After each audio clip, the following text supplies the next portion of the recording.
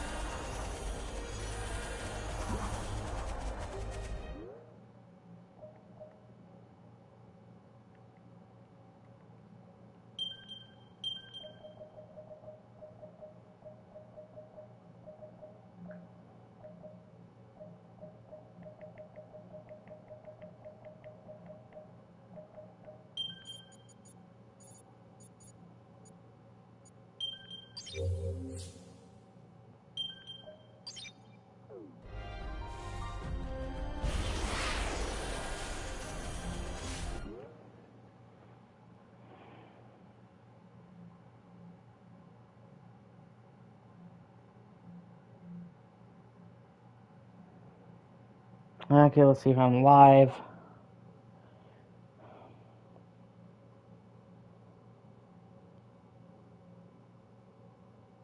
Okay, it looks like I am live.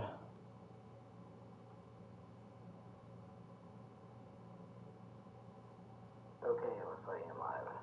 Just making sure my artists come through everything. Okay, now let me check my trophies. I'm coming back here to wrap this up and to get the platinum. Because I was very close to getting the platinum.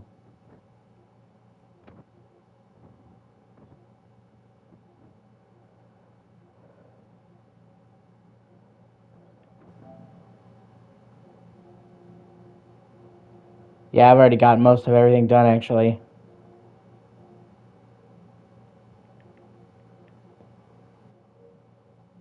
Where's Phantom Rush?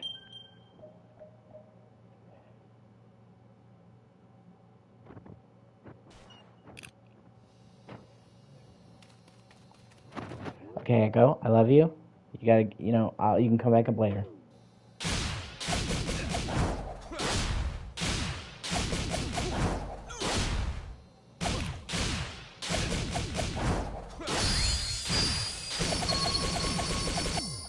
Ah, okay, gotcha.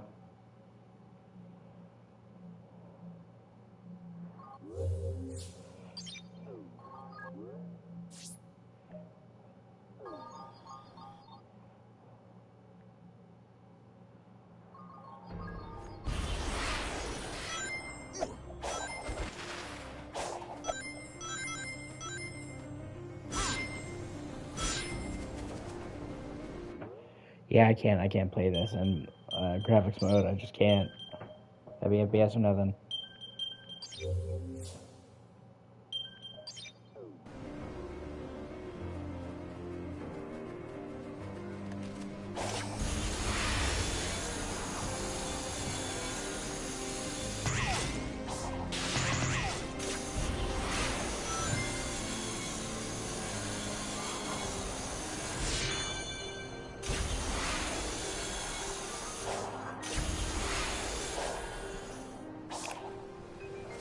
Okay, have I done everything here? 54 to 0. Got all the Chaos Emeralds. I don't even know what the fuck those are.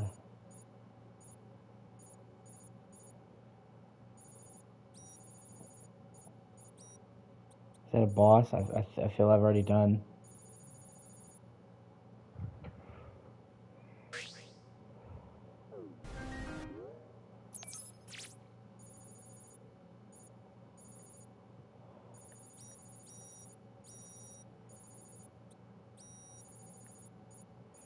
Oh, yeah, I forgot about that. They added soundtrack.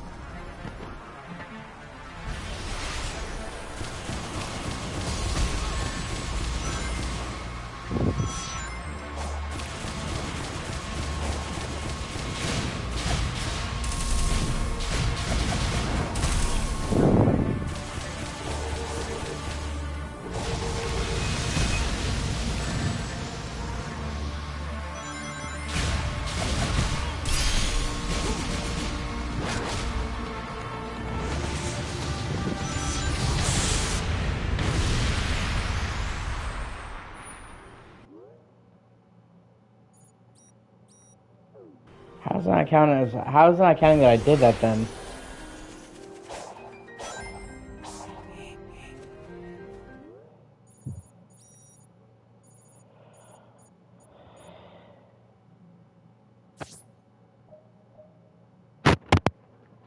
Okay.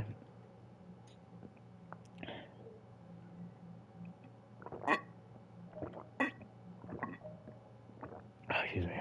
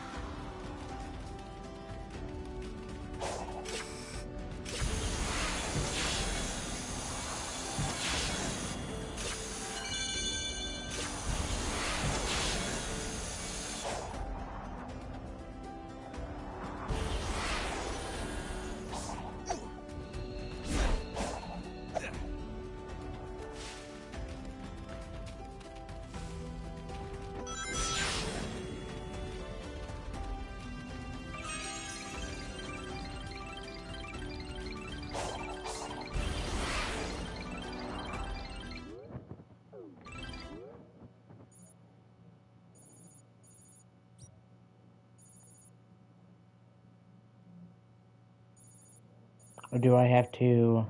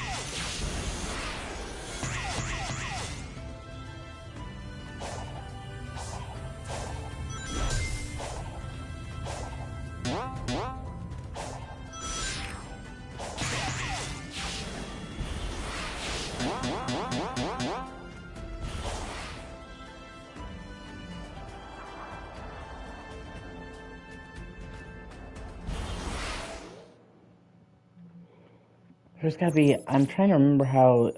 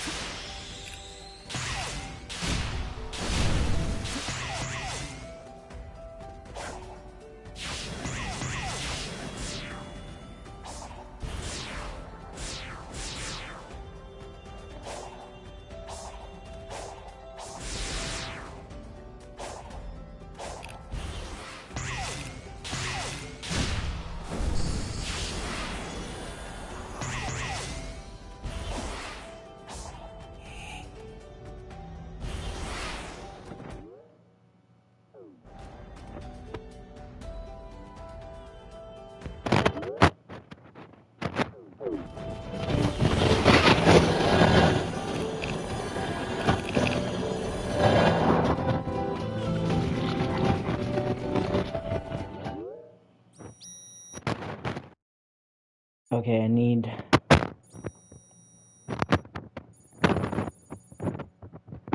You're so pretty. I'm gonna eat you. I'm gonna eat you.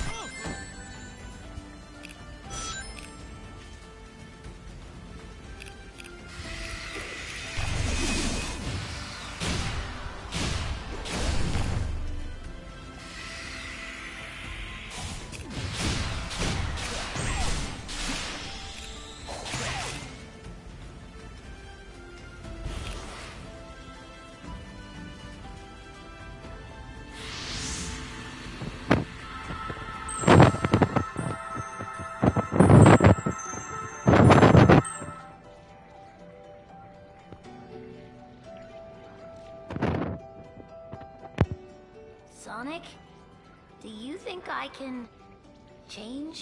What do you mean, like a tire or the tornado's engine oil? No. I mean, when I was lost in cyberspace, I was confronted by another version of myself.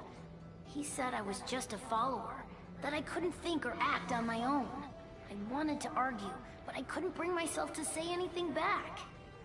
I worry he's right and that I haven't changed at all. Whatever. Some spooky cyber copy hasn't seen you in action. I've seen it firsthand. You've definitely grown, and I know you'll keep on working hard.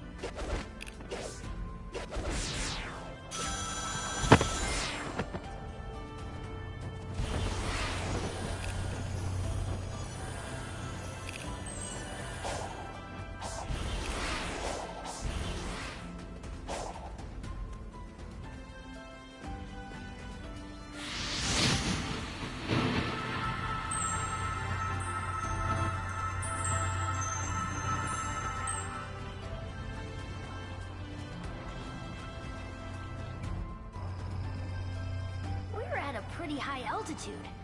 It's hard to say how high due to all the clouds. Any higher and we'd risk Angel Island bumping into us. Pretty harsh conditions for anyone to be living and working under. The ancients must have had a reason for coming up here. Given the infrastructure, I don't think this was a residential area. It seems more like military front lines. First strike position, huh? I mean, those cannons aren't just for show. With everything we've seen, just what kind of enemy were they preparing for?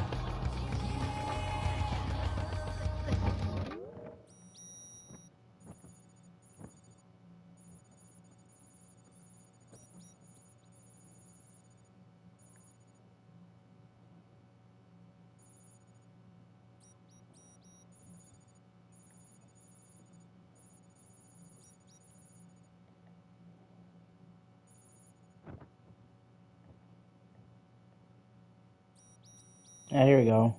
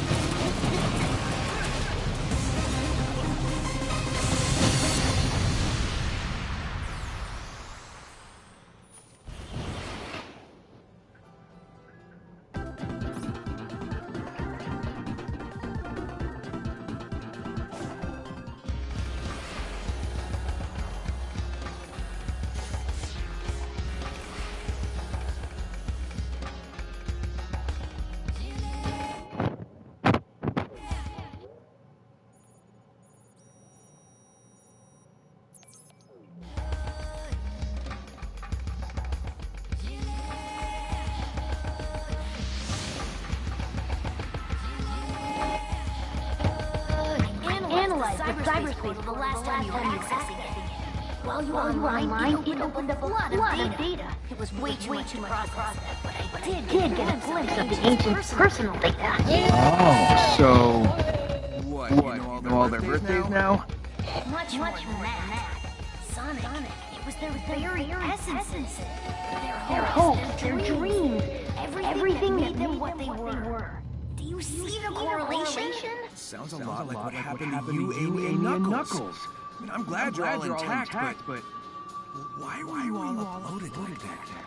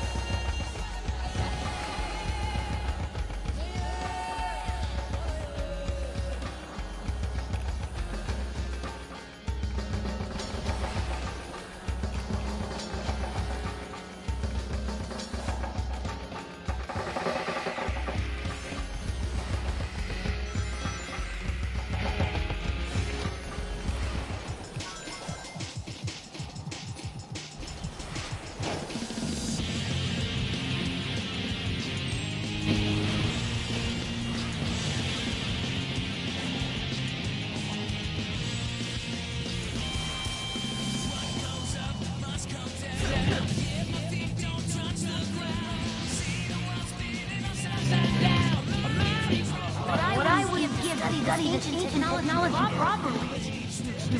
Doesn't look like this was a projectile weapon. So no ancient cannonballs then, huh? Wait. Are you saying this is a beam weapon? Like on the egg carrier? Exactly. What I can tell, it has its own battery, independent of an outside power source. Moreover, its capacity is ludicrous. It could level a mountain. It's almost up there with the Eclipse cannon. But that was plugged into the Ark's reactor. This is freestanding. The Ancients' designs are amazing. Yeah, that's cool and all, but I mean, they built these things to shoot at something. Wow, what kind of enemy takes that much firepower to stop?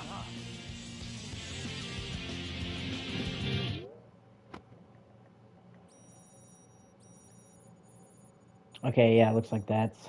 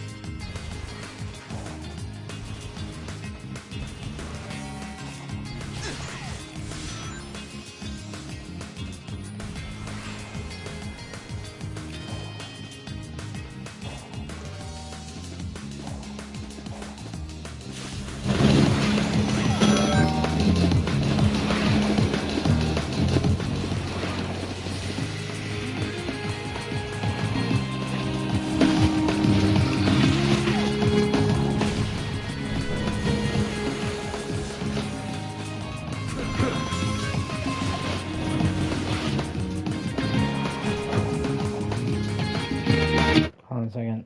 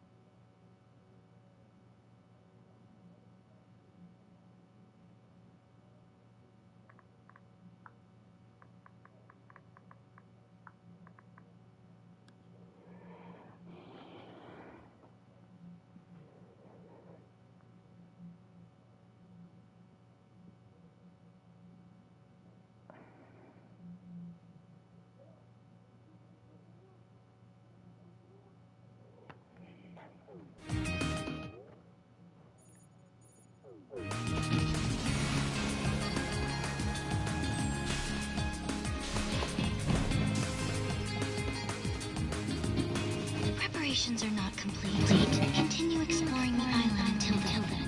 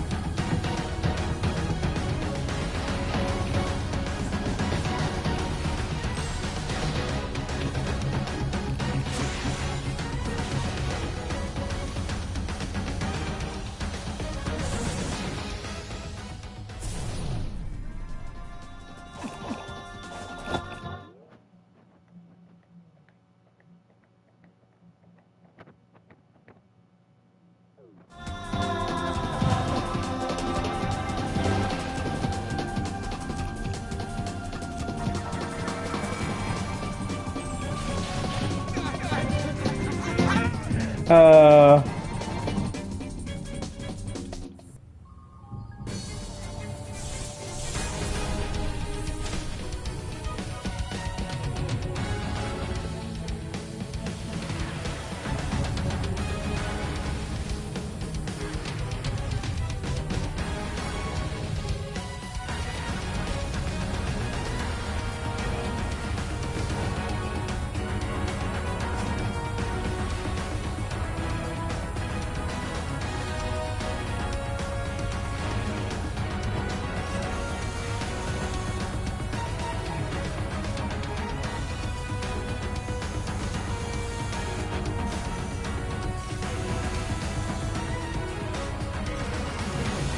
Oh, they'll speed me up.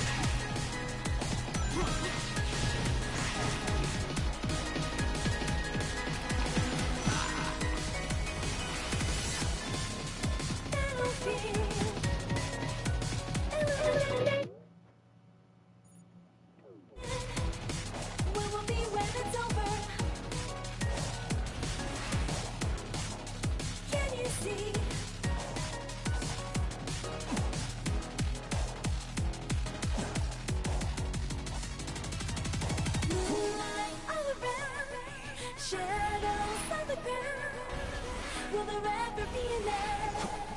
Forever running from this lunar sea. Moonlight coming down, beaming through the clouds. Will I never see the end? Forever searching for my destiny.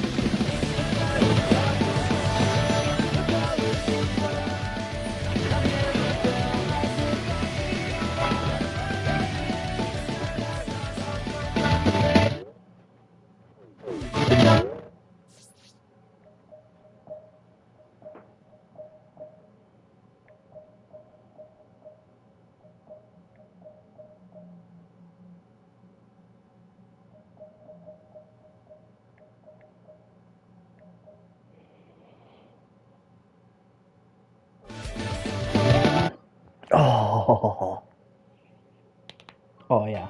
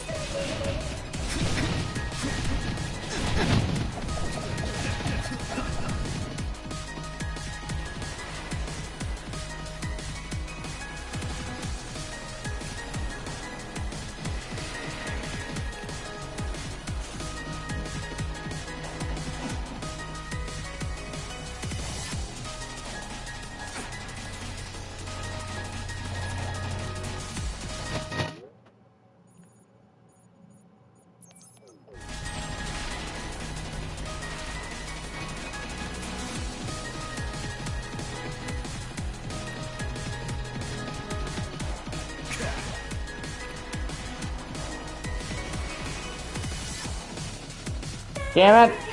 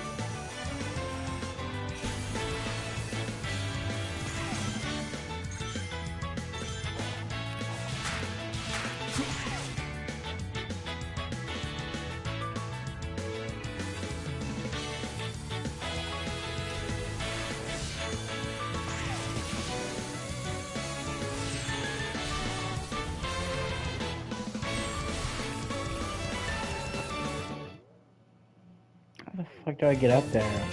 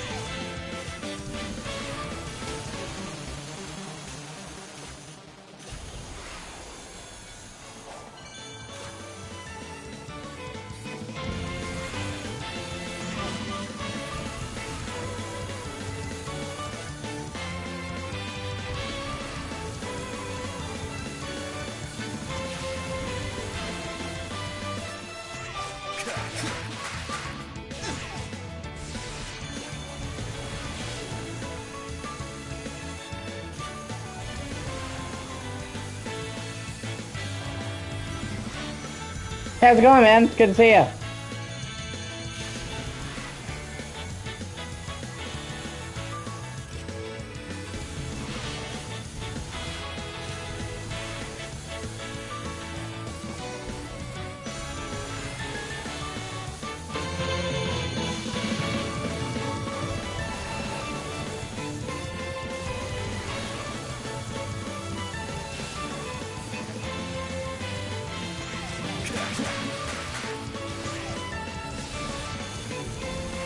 Yeah, this game has great music. Sonic always has good music.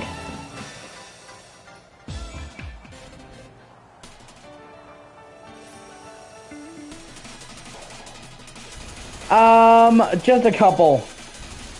Actually, mostly got this game finished a while back, and just was missing a couple of trophies to get the platinum. So I said, fuck it, I'll come in and get the last couple and then be done with it.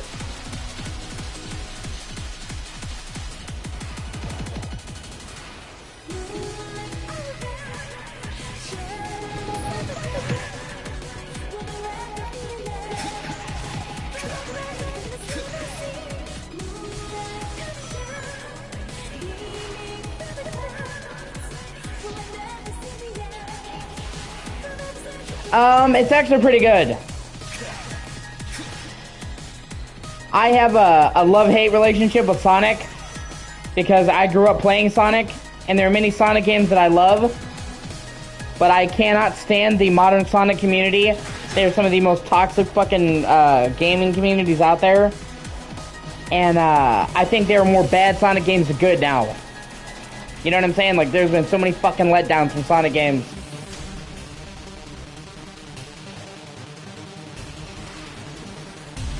So, I have a love-hate relationship with Sonic. And, I was kind of skeptical about this game at first. Because, you know,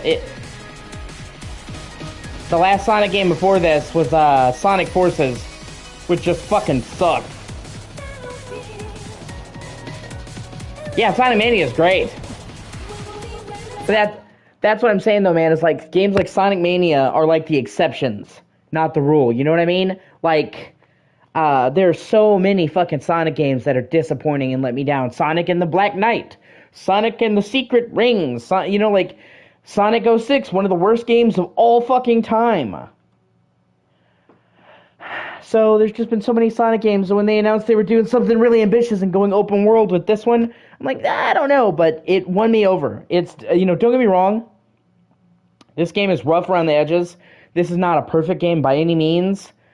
It's definitely, how should I say? It's definitely a growing pain game.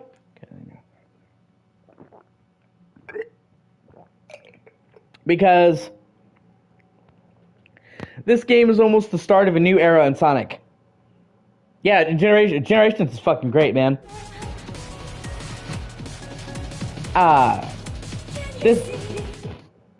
This game is basically the start of a new generation for Sonic. You know how, like, Sonic Adventure was the start of a new era, you know, yada, yada, yada, so on and so forth. Sonic Unleashed was the start of the Boost era. This is the start of them doing this open world format. And this game has a lot of great stuff going for it. Because it actually, you know, encourages you to go fast in big open areas instead of just on a linear track. You're changing the environment as you go through it. So, like, the running around is the gameplay. You know what I'm saying? You're not just running around doing Sonic stuff to get to the next main story beat. That is the gameplay. And there's lots of really cool things they do, but it's very rough around the edges because you can tell that they were trying to figure out how to make it work in an open world. And there's, you know, it's uneven. I love this game, and I will say this is the most I've liked a Sonic game in years. But it is not perfect. But I mean, you know, that's the good thing about this being a foundational game is it doesn't have to be perfect. Like, honestly, they are like this fucking close to getting it and having a win. Because they can continue to build on this game to make something that's just truly perfect. If they just, like, literally, if they just keep building on this formula. You know what I'm saying? Don't try to throw any weird shit in there. Don't throw in a fucking Warhawk. Just literally work on this.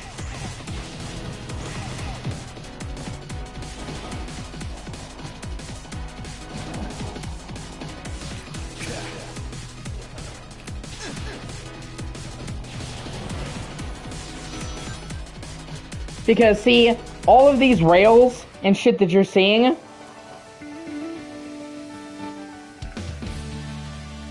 we're not here.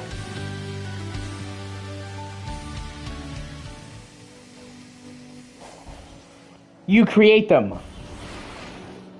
So it's like you go through the world, You solve an obstacle, it creates a rail, so you can then go faster. It creates platforms. So the actual running around is the focus of the game. So, like, all the stuff that you're seeing here, all these rails, platforms, when you start the map, none of this is here. So,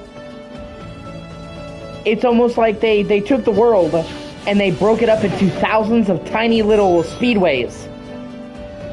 So, you know, you do an obstacle course, boom, unlock a new rail. Do an obstacle course, unlock platforms. So, you're actually making the world change as you run through it. And then the game has plenty of actual linear levels that you would see, you know, like in a standard 3D Sonic game. So you'll go into the open world, you'll be getting collectibles, changing the world, and then you'll go into a linear level. That's like a standard obstacle course. So it has a good mixture of more open areas and linear levels. They didn't just abandon the classic 3D Sonic levels for the open world. And that, you know, you'll fight bosses. And surprisingly, the bosses are really good because, you know, combat has never really been Sonic's strong suit, if we're being honest. But the bosses in this game are really good because they all focus on speed. Like, one of the bosses is this giant, like, flying creature, and it creates a fucking rail that you have to ride to kill it. So they managed to make it so that the fighting the bosses is more of Sonic's gameplay rather than shitty combat.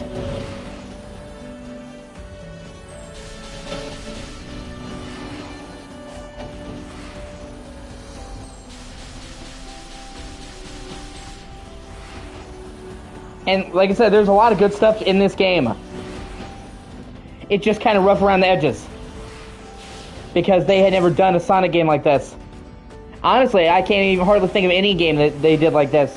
Anybody has done like this, where it's open world, and you're creating the rails as you're grinding, moving it super fast, and going through it, you know, adding all these obstacles to the world. So, if you're willing to be tolerant of it being rough around the edges, then it's a great game. And genuinely, it is a great game. Like I said, like, it's not perfect, but it is absolutely worth playing. And there's no other Sonic game that's like this, and no other game that I played like this. So, and that's what I meant when I said that if they just don't fuck this up, okay? Because this game is rough around the edges, but they made the formula. They created a unique formula that the fans like, that critics like, that people like, okay? And so, what are sequels for? To literally go in and iron out the kinks. So it's like, if they just keep this formula, they don't try to throw it out for some new weird fucking gimmick, and they just improve on this foundation, we're gonna get something truly special. You know? And I'm cautiously optimistic. Because there's been plenty of times when it should have been a slam dunk and Sega just fucked it up. Like I said, they were Sonic Generations, for example. Sonic Generations is fucking great. I still love Sonic Generations. And I'm really excited because they're remastering Sonic Generations for modern consoles. And they're adding in a bunch of new content.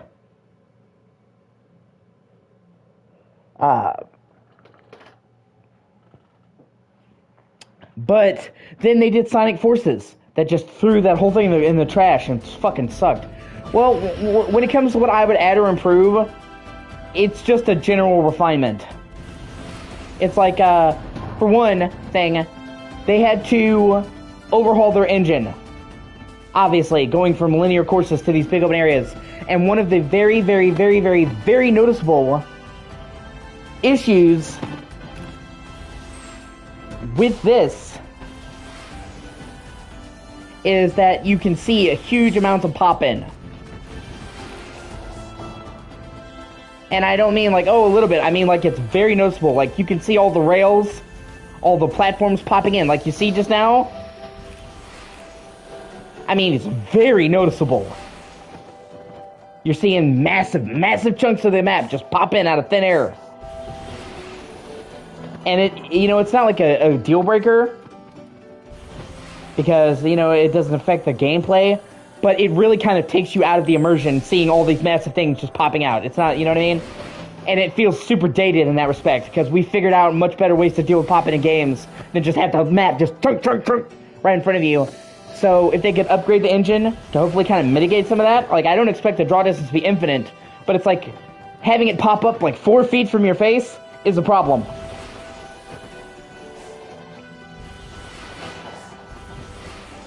Or there are some times when the navigation is tricky, unnecessarily so.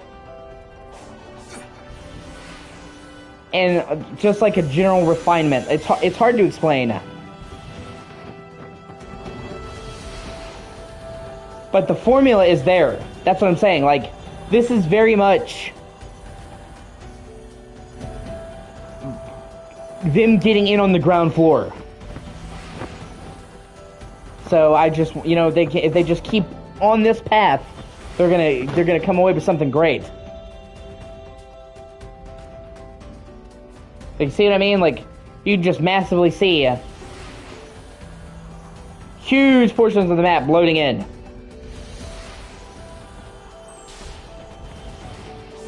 To the point where it is kind of distracting. And I think this game is pretty, aesthetically, but nobody's ever going to look at this game and say it's graphically demanding. So it's not like, they just couldn't load it in. But like I said, that's because they had to take their engine, the Sonic engine, whatever the fucking, they called it. They said that they will. They said that they will, because they said this game was a huge success. Like, this is one of the best-selling Sonic games ever, and they were surprised by how well it sold. Like, it oversold their expectations, and that they said during development that this is going to be a foundational title. Like, they intend this to be the start of a new, generation of Sonic games. But then Sega has said a lot of shit like that and then just absolutely shit the bed. So, only time will tell.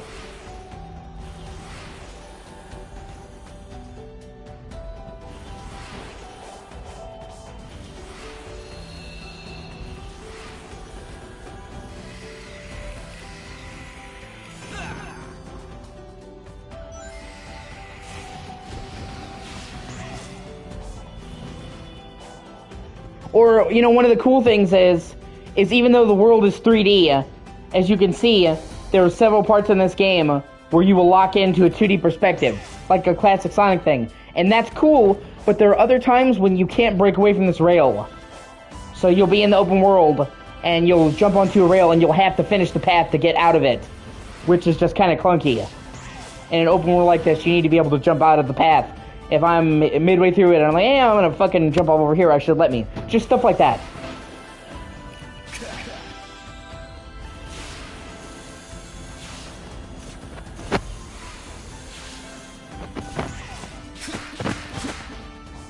But without a doubt, this is... here, let me see. Hold on. Let me look real quick. I think I only have like 3 of them left. One of them is to do a special attack 50 times, which is just basically grinding it out, pretty much. One of them is to defeat all enemy types, which I'm just going to get by finishing the game, because like the last enemy types is basically just the final boss and shit. And then the last couple ones are just getting the last collectibles to finish the side stories. Like 95% of this game is done, I would say.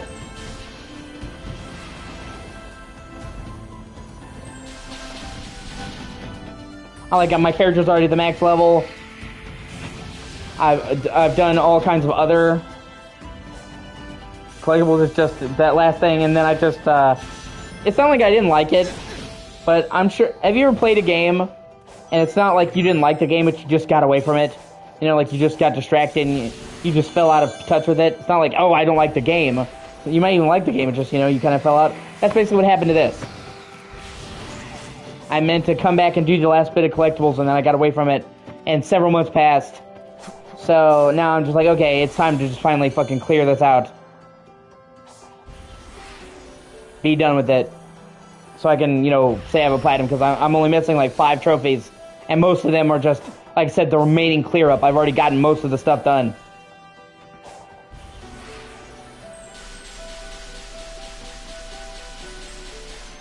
They've also made this the best, that Sonic has ever controlled ever. One of the things that people would level at Sonic games, classic Sonic games, and even some of the newer ones, is that occasionally they would feel too much like they were on autopilot. You know what I'm saying? Like they were fun to look at, but it was just basic button presses that just felt like the game was almost playing itself. So what they did was, besides the fact that the game world is much more open, so you're not on a rail, is they took several of the actions that would have been automated in prior Sonic games, and they made them individual button presses. Like, you know, the dash before would just be X. So you have one button for jumping, and you have one button for square. And I know that seems like a tiny change, but it means you're not just mashing on the same fucking button the entire time. Or previously, you know, Sonic has an ability where he can go through rings. If there's a trail of rings, he can dash through them and pick up the rings. And they'll use that. But previously, once again, you would hit X to do that. So you would just be basically matching X. But now you have to click the left stick to dash. And by taking those things that ordinarily would have been automated and putting them into separate buttons that you have to keep track of, they make it so that it's not just on rails. It sounds like a simple thing, but it goes a long way towards making the game feel more fun to play, if that makes sense.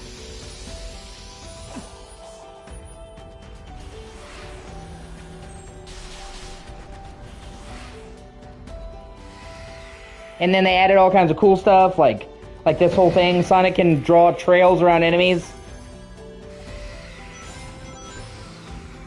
Or to make shit appear in the landscape.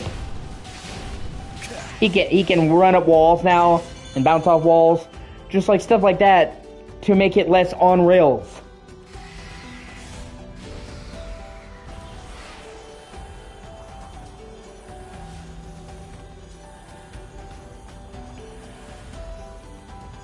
Plus, my character's maxed out, as you can see.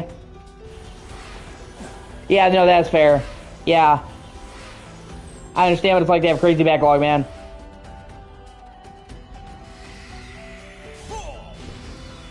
But, as a bit of a lapsed Sonic fan, I can honestly say that this is the most fun I've had playing a Sonic game in years. Actually, since probably Generations.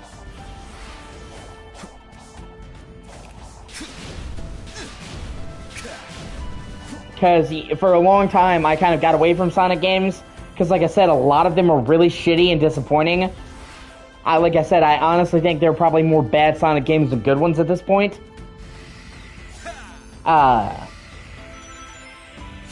So I was weary of this game. But after playing it, it really is good. It's not perfect, but it doesn't need to be. Ultimately, it's worth playing. It's fun. And Sonic can double jump now. And you can double jump at any point in your jump. So that gives you more control. And then Sonic can also do a ground stomp to lose height, which also gives you control. So you can control when you fall. And stuff like that helps to make it not feel like it's on rails and give you control over Sonic. If that makes sense. You know, like right now I'm just collecting collectibles so I can finish out these side stories. You know, and then on top of which, they were really generous with free updates for this game. They've word vomit. I'm sorry. They have added substantial free updates to this game, and especially the last free update they added in Knuckles, Tails, and Amy as playable characters with entirely new missions and gameplay styles, and you can play them in the open world. And they have like new missions, so that's a substantial amount of content that they just gave away for free. And it's always really cool to see like the opposite of corporate greed, where they'll give away sizable content for free. Like I said, and with this being a more open game and actually having, you know, Sonic Knuckles, Tails, and Amy as playable characters, this almost starts to feel like Sonic Adventure 3, like the Sonic Adventure 3 that we never got. Yeah, exactly. And Tails is cool. You can glide, and they all have different gameplay. Oh, hey, how's it going, Martian? Good. And they also, well, that's fine, man. I understand. One thing I really, really love is, okay, I think we can all agree that Sonic music is fucking great, okay? Even in bad Sonic games, because there's been a lot of bad Sonic games, the music in Sonic usually fucking slaps, okay? So something that they did that I think is super clever is in a free update, they added collectible music tracks. Going around at the speed of sound. God damn it. Fuck, that song's gonna be stuck in my head, man. Escape from the City is so great. It's my childhood, pretty much. So they took music tracks and they made them collectibles in a free update. And not only music tracks from this game, they took everybody's favorite tracks from other Sonic games. Okay? So in a lot of open world games, you'll get collectibles that don't mean diddly dick. You know what I'm saying? That's like, why am I even collecting these? But in this game, you actually want to collect the tracks because they're fucking cool tracks from this game and from other Sonic games that you can then listen to while you're running around. And I think that's fucking great. I wish more games did that. Final Fantasy 15 also did that, where you could collect music tracks from prior Final Fantasy games and listen to them while you were driving around in the car, and I love that.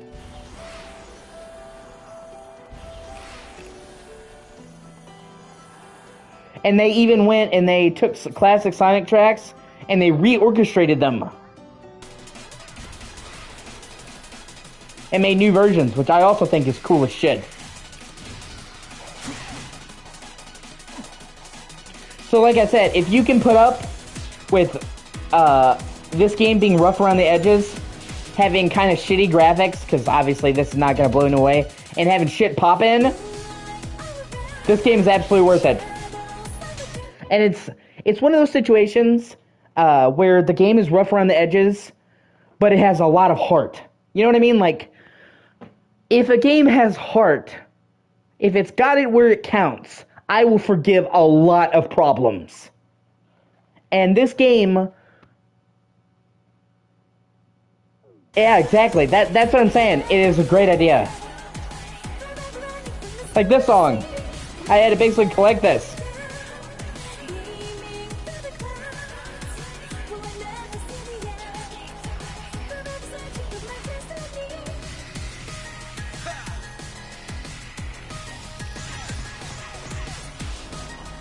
Or actually, hold on one second. Let me...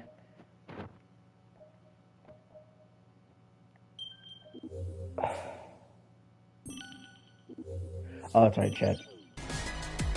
Yeah, exactly.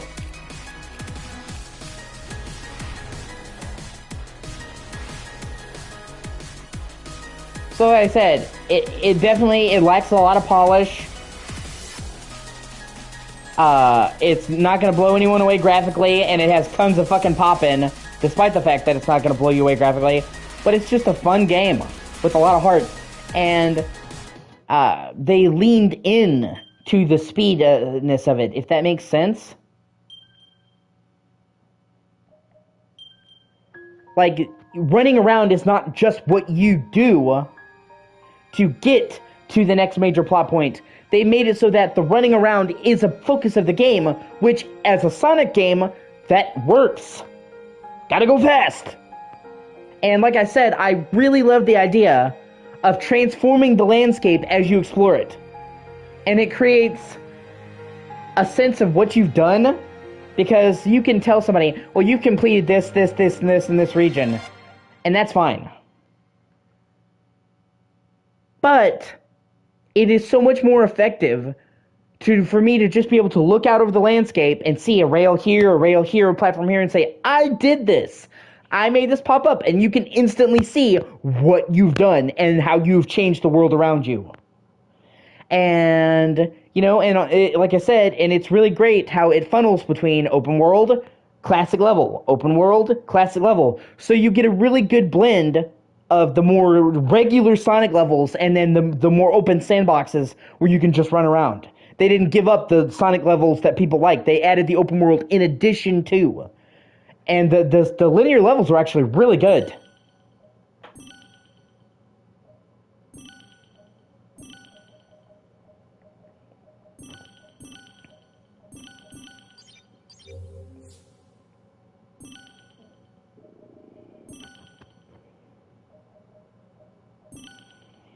Or, for example, as you're about to see, just for fun, they actually added the Sonic Adventure 2 shoes as part of a free update. You know, his, like, special shoes that he got in Sonic Adventure 2, and I'm like, oh, that's really fucking cool. I love shit like that. I mean, it doesn't affect the gameplay, but it's still really cool.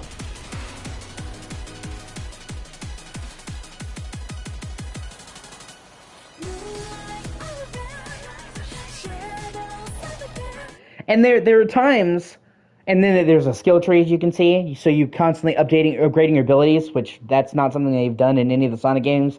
Have an actual, honest-to-goodness, like, skill tree with ability unlocks. But there are times when, you're running around a hill, riding a rail, jumping over obstacles, smashing in enemies, in a giant meadow, and it feels like how you always hoped a 3D Sonic game would be. You know what I mean? Like Sonic just running super fast in a meadow, just going up and down rails, jumping things.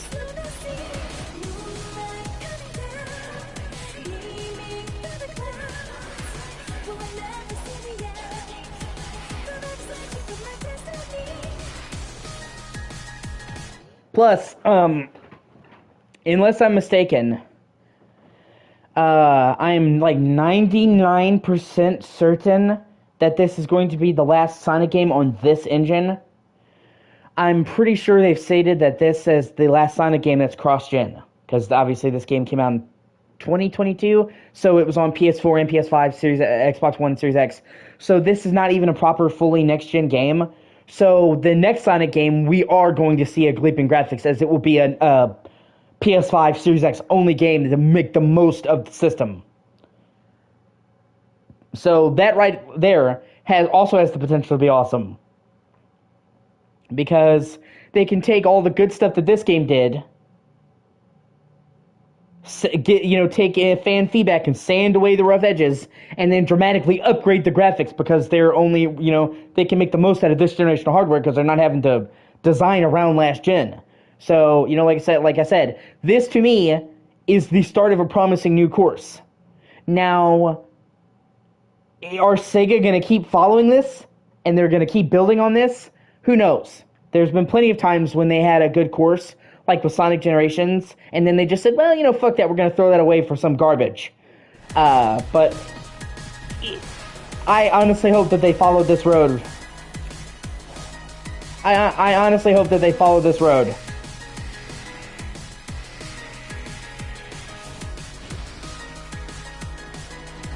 Because, like I said, they had to repurpose their engine for this, and it wasn't made for it. They had to figure out how to make it work in an open world. Like, so much of this game, they had to go start from scratch. You know what I'm saying? They had designed the last several Sonic games around a linear obstacle course. When you do an open world, that shit goes out the window. Not, from a technical point of view, from a design point of view, everything had to be redone to refit in this thing. So a lot of this game is just kind of, how are we going to make this work? So, this game is the building blocks, With the next Sonic game, they can take the building blocks and build on them and then, have a much better tech.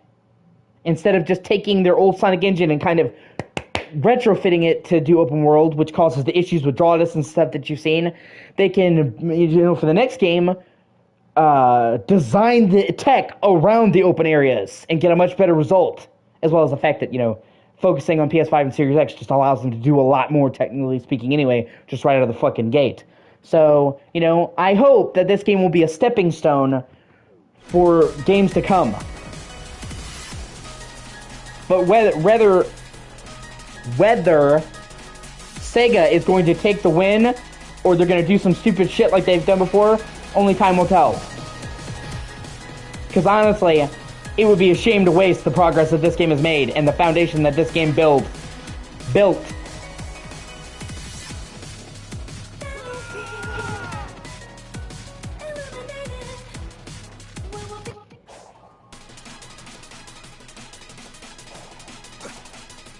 You know, and like I said, I have a love-hate relationship. I have a love-hate relationship with Sonic, man.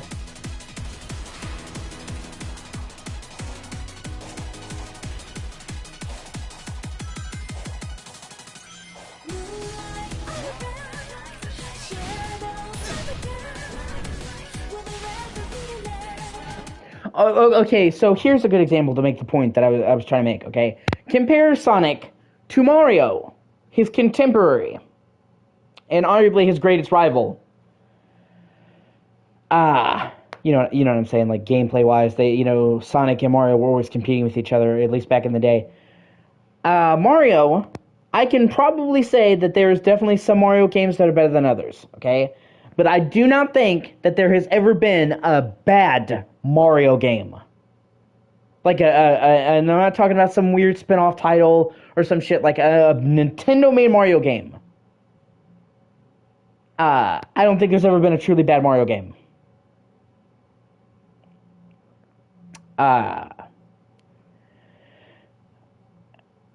Even like some of the games that the people have the most fatigue for, like the people eventually got really tired of the new Super Mario games. Those games, the new Super Mario games, were still great. The worst you could say about the new Super Mario Brother games was that they weren't really original, that they were just keeping the formula going, but that kind of was the point. They kind of were supposed to be like keeping the classic formula going, and you could never say they were bad. So, Mario has a pretty great fucking track record of delivering consistently great games. Mario 1, 2, 3, Yoshi's Island, which is still technically a Mario game in my opinion, because, literally you're carrying Mario on your back the whole fucking game. And the game was originally called Super Mario Island, or Super Mario World 2. Mario 64, Sunshine. Some people will bitch about Sunshine. I love Sunshine, but it's not for everybody. It is probably one of the weirdest Mario games, but nobody would say Super Mario Sunshine fucking sucks. Super Mario Galaxy, Galaxy 2, Super Mario 3D Land, 3D World. Some people were disappointed that 3D World wasn't a proper, big Mario game, that it was more of the same, but even then, it was still a good game. Whereas Sonic has had a lot of really bad games. Sonic R Racing, fucking testicular cancer. Shadow the Hedgehog, fucking terrible. Sonic and the Secret Rings, awful. Sonic and the Black Knight, awful. The Sonic Olympic Games, awful. And I know that that's technically Mario and Sonic, but they were made by Sega, so that technically goes under the bad Sonic category, okay? Because Nintendo actually didn't develop those games. They basically just, Werehog, Sonic Unleashed. Exactly, okay? Sonic Unleashed is a game that hurts me so badly because the actual running levels, if you've ever actually played Unleashed, the actual running levels are fucking great.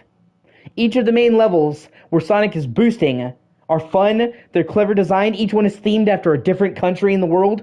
Those are so much fun. They're just raw speed. They were great. And then you get a dumbass fucking Warhog level. And that game is one of the most mixed feelings that I have ever felt when I'm playing a game, because I would be like so excited when I was playing a regular Sonic level and then so disappointed when I'm playing a Warhog level. And I'm like, if you had just removed all the Werehog shit and focused on the Sonic levels, this would have been like a fucking 10 out of 10. Instead, every time I play a good level, I've got to play a shit one. Like, who thought that what Sonic needed was a shitty God of War clone? Hey, you know what we should add to this game? Oh, shitty God of War clone with Werehog stretchy arms. Gotcha. Who fucking decided that?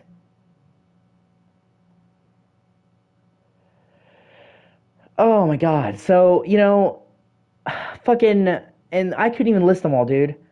There's plenty of other bad Sonic games. Sonic Boom. Considered one of the worst fucking games of all time. So there's been so many bad Sonic games, that it's, and then the community sucks. Obviously, your mileage may vary, but I grew up playing Sonic. I literally used to have a fucking Game Gear and play it with my parents. And I loved it. Echo, stop messing with the door. Echo, stop. And my cat's getting on there, sitting there yanking at the door. But I played Game Gear. I grew up playing Sonic Adventure, man. I fucking love Sonic Adventure. I played that game so fucking much. And Sonic Adventure was kind of rough around the edges too, but that was the first 3D Sonic, and that was back when they were still figuring out how to make 3D games. You know what I'm saying? So, it gets a pass for me because, like I said, it was like the first 3D Sonic, and people were still figuring out how to have 3D games and camera angles in general. And for a game that came out so early, it actually was pretty great. And what they did with all the different characters was really ambitious. Even if, playing Big the Cat is stupid as shit. Let's play a retarded cat that fucking has fishing. Oh, but still, the Amy stuff was great, the Knuckles stuff, Tails stuff was great. So Sonic Adventure was great. And I played the shit out of it, I have played and beat every one of the classic Sonic games. 1, 2, 3, Sonic and Knuckles, CD. I need to go through and beat Mania. I played Mania, but I didn't finish it. I need to. It's on the backlog. So I played a lot of fucking Sonic. I used to be a huge Sonic fan. But if you've ever interacted with the Sonic community, they are some of the most deranged motherfuckers you will ever meet. It is disturbing. Half of them are fucking furries. And I don't care about, what you do in your bedroom. But, like, when you're bringing furry stuff into a game fandom, that's when I cross the line, okay? Your furry bedroom stuff should be kept out of the fucking Sonic fan base, okay? You wanting to dress as an animal and bork another person dressed as an animal, you do you, man, but that has nothing to do with Sonic. And then, like, half of them are writing fucking gay Sonic fanfiction, and that's not a joke. Like, graphic Sonic porn. I knew a guy in high school who was, writing Sonic porn and trying to talk to me about it. I'm like, dude, stop.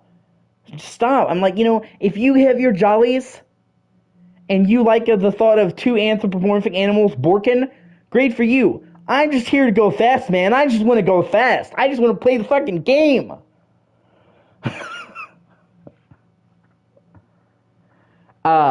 So the community being so fucking toxic and out there and wanted to drag sex and weird shit into a game series, a game community that doesn't call for it. And a lot of the Sonic games being bad has kind of pushed me away from Sonic because that's why I say I'm a lapsed fan. Because I used to be really, really into Sonic and then I kind of gotten away from it. Like, for example, Resident Evil. I am a huge, huge, huge Resident Evil fan. If a Resident Evil game comes out, it is virtually a guarantee that I will fucking buy that game, and more than likely, I'm going to buy it on launch. Resident Evil 7, 8, 2 remake, 3 remake, 4 remake, bought them fucking day one.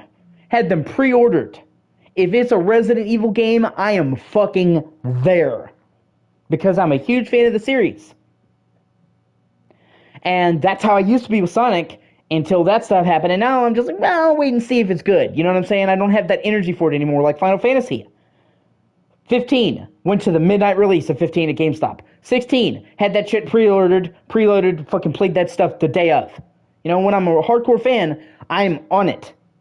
But, I will only take so much before I'm just, no, like Pokemon. I used to love Pokemon, okay? And, maybe I'm dating myself a little bit, but I literally remember playing Pokemon Yellow on a Game Boy Color with a giant magnifying glass and a fucking light screen built into that thing, man. Sitting there, back when fucking having handhelds with light-up screens was a luxury. And I pretty much got, like, every Pokemon in Pokemon Yellow. I was like 6 or 7. I mean, I played the fucking shit out of Pokemon. Soul Silver. which to this day, Soul Silver is my favorite Pokemon game. 180 hours. Almost 200 hours in Soul Silver. So I fucking loved Pokemon, and I played it non-stop, okay? But then they just stopped trying. They started not doing anything new, and then they started releasing graphics that were laughably bad. Soul Silver's fucking great, dude. I mean, that's where it's at, dude. I mean, you think you're beating the game. You think you come on this journey, and like, oh, surprise! There's 2 regions. And as a kid, my mind was fucking blown. I'm like, you gotta be kidding me. There's 2 fucking regions? It's like, hey, you think... Yeah, I had a Game Boy as a kid. It was pretty cool, you know? So I used to be a diehard Pokemon fan. But now I've moved away from Pokemon because they're not trying anymore. And the graphics for like the last 3 Pokemon games have been laughably bad. Okay? I never expected fucking Crisis level graphics. I never expected Crisis level graphics. Because their Pokemon has never been graphically pioneering, and Switch has never been graphically pioneering. But, dude, okay, even by Switch standards, the most recent Pokemon games look so bad. Okay? Like, they're so bad. They look like a bad PS2 game. Soul Silver is great. Well, I mean, if you're going to go out on one, that was the one, dude. Black and White's also pretty good.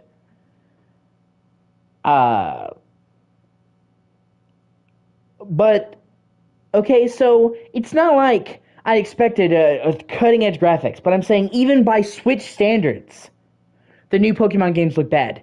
Compare the Pokemon games Scarlet and Violet, I believe, came out just last year, to Mario Odyssey, that came out in the first 6 months of Switch in 2017. Mario Odyssey fucking trumps them. So you're telling me that they're releasing a fucking Switch game 7 years into a system's life cycle that doesn't look as good as a game that came out at launch?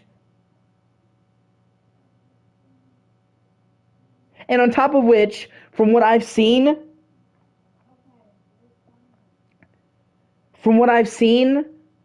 it also runs like shit. I haven't played it. I wasn't going to buy into that shit. But Digital Foundry did a thing, and despite that game looking like utter ass, it struggles to maintain a proper frame rate. Okay? You think that if it looks shit, at least it could run good. But no, it is just the double whammy of looking like shit and playing like shit. And I'm not going to spend $60 fucking plus $30 for DLC on a game that looks like a fan-made PS2 game. Not even a good PS2 game, because we know there's several PS2 games that obviously look better than that. So, you know, like... Yeah! It should be, yeah!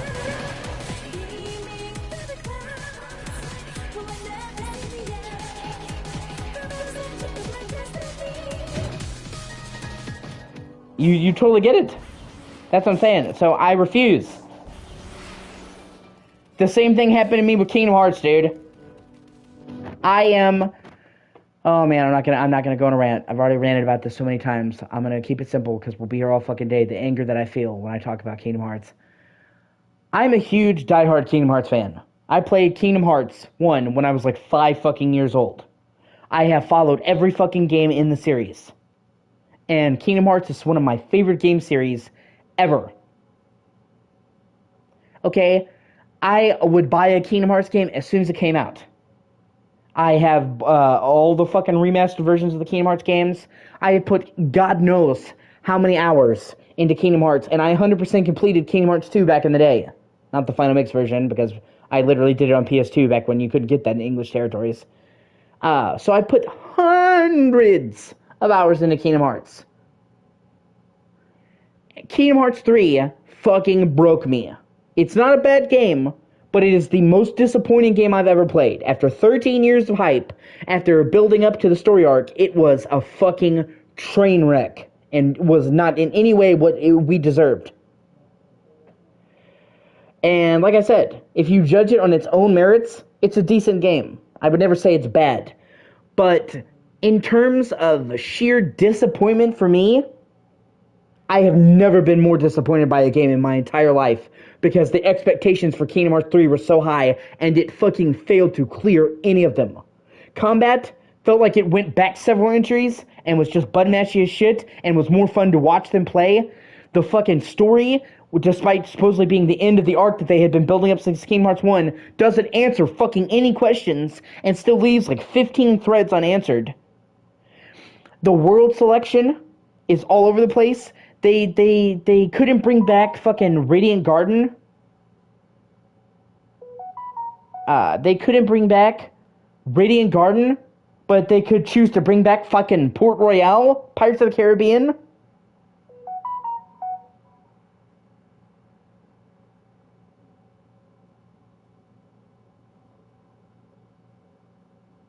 And I don't have any problem with Pirates of the Caribbean world, but like if you only have a couple of worlds to choose, you're gonna choose fucking like any of the major worlds over fucking Pirates of the Caribbean, man. Bring back Halloween Town. What are you doing? And then there are parts that I don't know if you've played it or you finished it or not, so I'm not going to go into it, but there are parts where they absolutely drop the ball in key story moments that upset me so badly because they take story moments that they had been building to for like 8 games and just pissed all over them and threw them in the garbage. And so, ordinarily, like last year, I think, they announced Kingdom Hearts 4, and ordinarily, I'd be all fucking over that. And it would be a day one purchase for me. But Kingdom Hearts 3 soured me so badly that now it's like, I'll wait and see. I'll wait till after it's launched and watch gameplay after it's released. I'm not going to buy it at launch because Kingdom Hearts 3 fucked me so bad.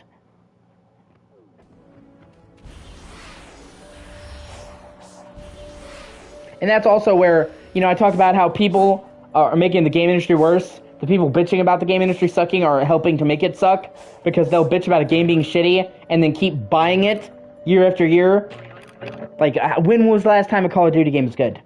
Like, when was the last time unanimously across the fucking board the Call of Duty fan base liked a Call of Duty game? They've been saying Call of Duty games have been ass for like 6-7 years, and yet they still buy them in fucking droves every year. It's like you were literally allowing them to keep making bad Call of Duty games because they're shit and you still buy them. Everybody and their mother knew that Modern Warfare 3 was gonna suck, the new one. Everybody and their mother from the beginning thought, man, this looks like a shitty DLC. Overpriced DLC, and yet it was still the second best-selling game of 2023. It only narrowly was beaten by Hogwarts Legacy. So even though it was shit, even though everybody knew it was shit, they still bought it in fucking droves. It's like, if you see a game is shit, and you buy it anyway, you are partially to blame for shitty games being made. You are part of the problem. And they think, well, we told them we're displeased. Bro, do you think that these corporations care about your complaints? They care about one thing: money. Okay? So when you buy the next shitty Call of Duty slop that they give to you, you are telling them, I'll let you fuck me in the ass. I won't like it. I'll bitch about it, but I'll let you do it. And so they say, okay, well then we'll just fuck you in the ass then. They are never going to listen to people saying, well, we're disappointed in you. They're going to listen to people not buying the game. And the fact, yeah, exactly. And obviously I'm not talking about you guys, okay? Obviously, I'm not talking about you guys. I'm just saying they literally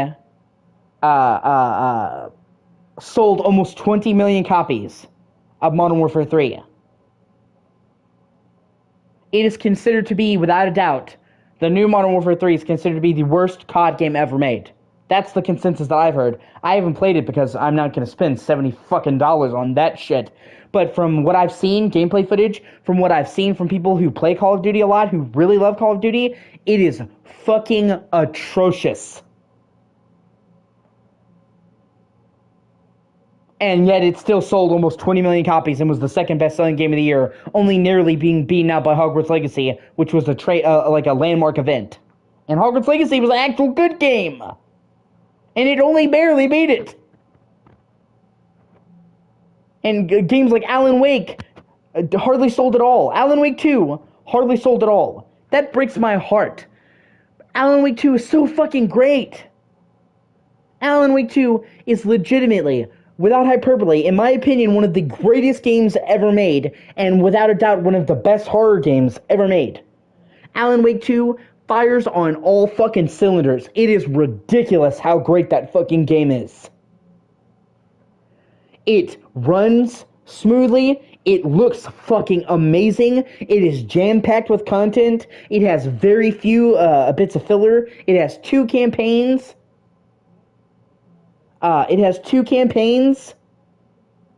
That are vastly different. It's almost like they put 2 games. Like it doesn't feel like they recycled anything. Okay, it's like Saga's campaign and Alan's campaign are so different they literally feel like different games. It's like they made 2 Alan Wakes. Okay, because literally Alan Wake 2 is so long that it's more than twice the size of the first game. So it's legitimately like it's Alan Wake 2 and 3 at the same time. The fucking soundtrack is one of the best soundtracks for any game I've ever played, both in licensed tracks and tracks that they've made just for that. You saw Herald of Darkness and all those games, but that's just one of the great tracks. Alan Wake 2 has at least like 30 tracks that I just fucking could sit there and listen to all day. Alan Wake 2 was a financial disappointment. I think it sold 1.5 million copies. And I know that's not like terrible, like shit numbers, but for a game that was in development for that long, for a game that had such a high budget, because you can clearly tell they spent a ridiculous amount of money on Alan Wake 2, polishing it to a mere sheen and making it look so pretty, 1 million copies is actually kind of terrible for the launch month. So, games like Alan Wake 2 that are one of a kind, true masterpieces, and I say that without any hyperbole, Alan Wake 2 is like a 10 out of 10, are struggling while they literally are basically shitting in Call of Duty fans' mouth, and they're just fucking eating it up, is partially why the gaming industry is so fucked. And you are always hearing people bitch about the state of the gaming industry. Yes, exactly, thank you. Yeah, some people only play Fortnite. Honey.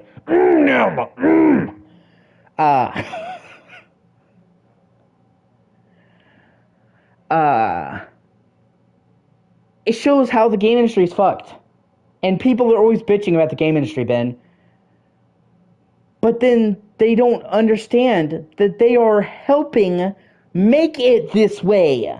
We wouldn't be getting all of these shitty games from these major corporations if they didn't fucking buy them.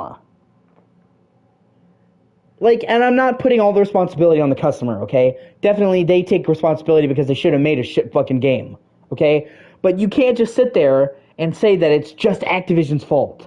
They are to blame. They are to blame for making a shit game, and the consumers are to blame for buying a shit game year after year. Like, if they bought a Call of Duty game, and it turned out that it was shit one time, let's say, oh, okay, that's unfortunate. Exactly, yeah, I agree, dude. I hate fucking Fortnite. I hate Fortnite. You're not gonna catch an argument from me, Ben. Fortnite sucks a dick. And not in the fun way. But what I'm saying is, if they released a Call of Duty game, or a Pokemon game, or whatever game, that was shit one time, and the fan base got tricked to be like, okay, usually every game industry has, or game series, I should say, has a black sheep. Yeah, that's fucking insane. Every game series has a black sheep. If you have a game series around long enough, you're going to get either one game that was bad or is just disappointing. Even in series where it's not bad, it's still disappointing.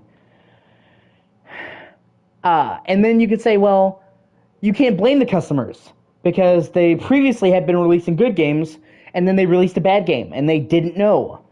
But when it's year after year after year of shit games and they keep buying them, that's when they need to take some personal ownership. You were helping to fund this machine, bro. Okay, I'm not a sports guy.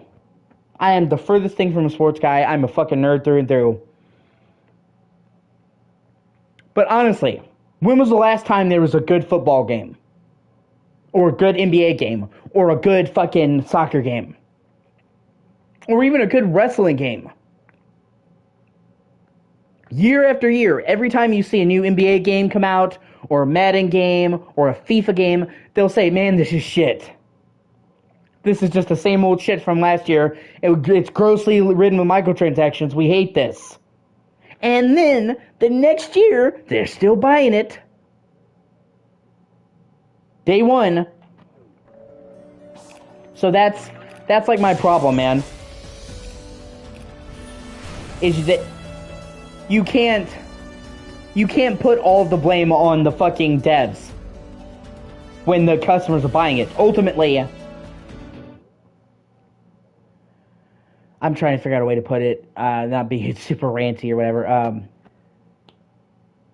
People will endlessly lambast America for being a capitalist society, and several other countries, because God knows America is not the only capitalist society in the world. I would say probably Japan and several other countries are capitalists as well.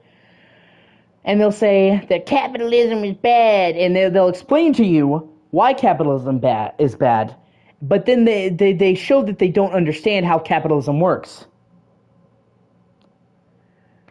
The whole thing about capitalism, and I could say probably the great thing about capitalism, is more than any other system of society, it epitomizes the phrase, money talks. In a capitalist society, you are deciding what happens with your fucking wallet. And if, I'm not going to say capitalism is perfect. And I'm not going to go into a whole discourse about capitalism, because we don't come here to game streams for that. I'm simply saying that literally, okay, the way that it's set up, these fucking people could stop this at any time, just by not buying the game, okay? Not even fucking, literally doing nothing, okay? They don't have to go to a protest, they don't have to, literally, just by keeping their fucking wallet closed, they could send a really effective message, okay? Because the second that Activision is looking at their shareholders, their stock for the year, and see that shit's in the red, like, oh man, okay, we need to do something, and then they're gonna fucking take action. Until then, they're just gonna fucking ignore it.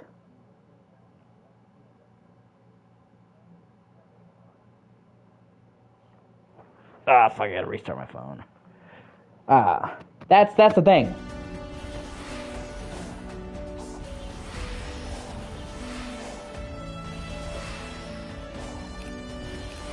And these people are putting all of the... Oh, shit.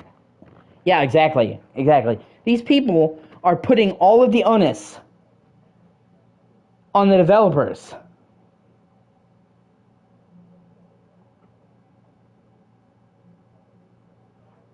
Yes, exactly. Thank you. You get it. Or they'll say, I'm tired of all of these blockbusters. It's just the same shit every year, recycled.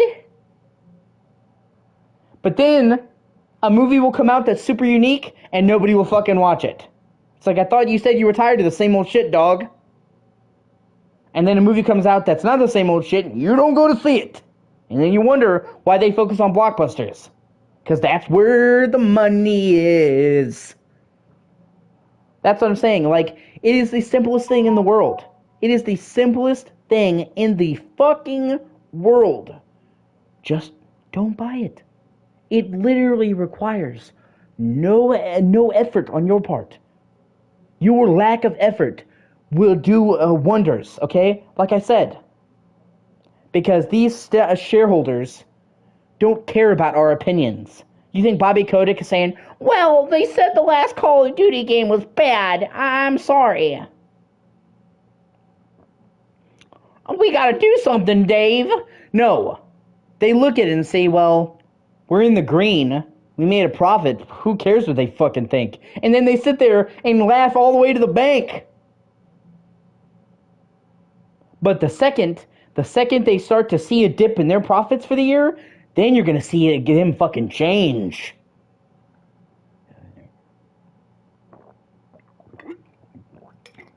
So these people are helping to reinforce the situation they hate.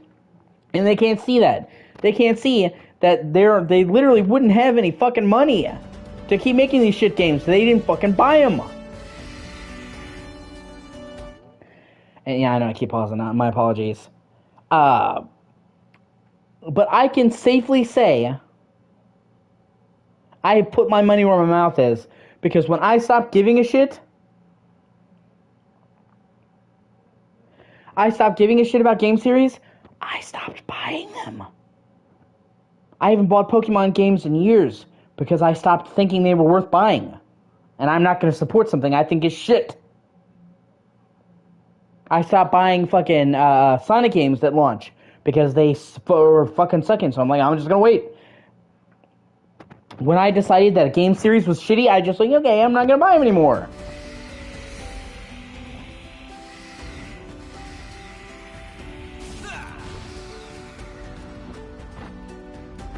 Okay, I'm pretty sure I have enough collectibles to keep... Yeah, okay. Yeah, I think I'm good. I can do the main quest now, I'm pretty sure. Or the side quests. Like, you have to unlock them by getting the collectibles. Which is how they kind of interweave the running around and exploring with the story. They're mingled.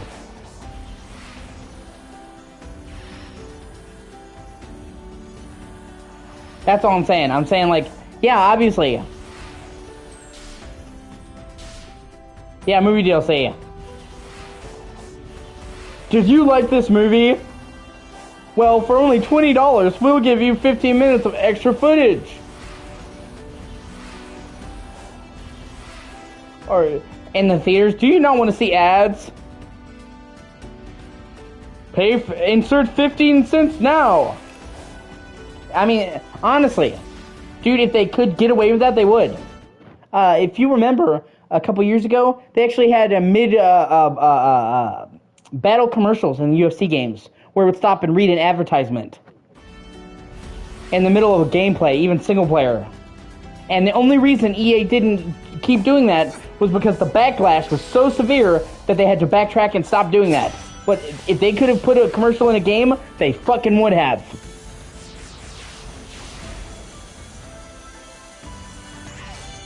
A commercial in a fucking $50 or $60 game. Yeah.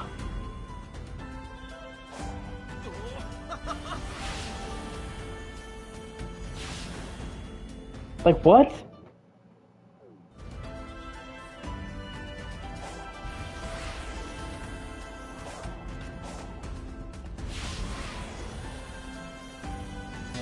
You know, and it's frustrating because these people don't understand that we're the ones pulling the strings. They think, well, they're a massive corporation. Nothing we do matters anyway. No, bro. Okay, they only exist because we let them. They literally exist off of our money. We take that money away, they no longer function. We are not powerless to stop them. They are powerless to stop us. And it's time people started, you know, acting like that. Acting like they have power, because they do.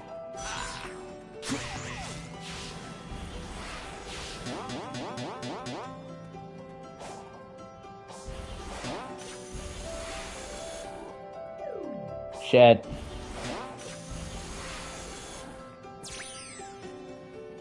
Nope. Damn it.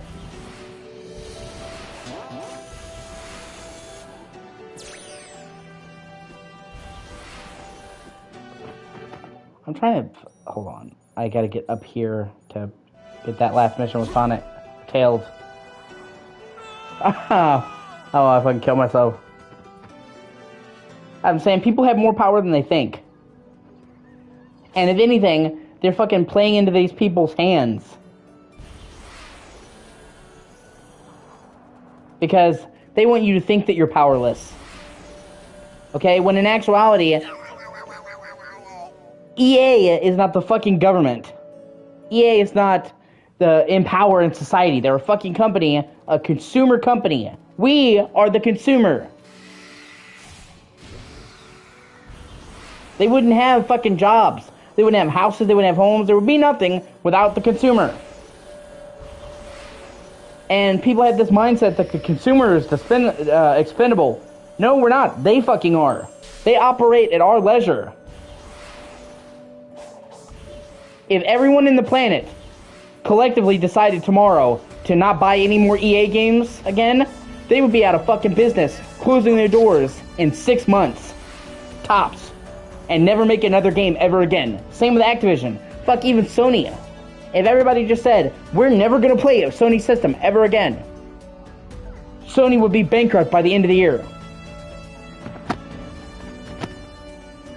And people have convinced themselves that they're powerless when they are literally the ones that are keeping this shit going.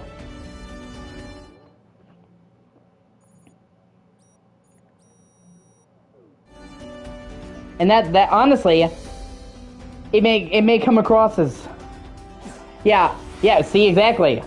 Which that was the right call to make. That was fucking stupid. I also feel really bad. I also feel really bad for the Helldiver devs.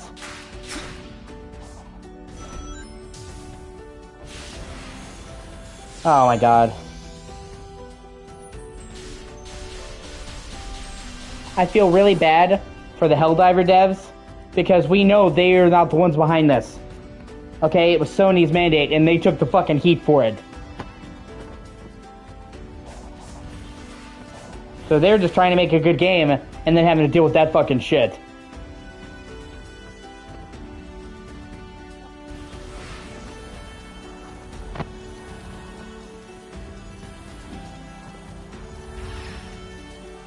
It's the same thing like Sony was the first game studio to raise game prices to $70, and they were trying to shit on the games for being $70. And like, do you think that the game developers are the ones that decided to raise the price? It was fucking Sony. They make the games the price that Sony fucking tells them. So it's like you're blaming the game developers when it is clearly Sony, corporate, that is fucking making those decisions, man. Okay, see, I'm trying to figure out how to get up there. You think it would be simple with it being a giant fucking spinny cycle in the sky, but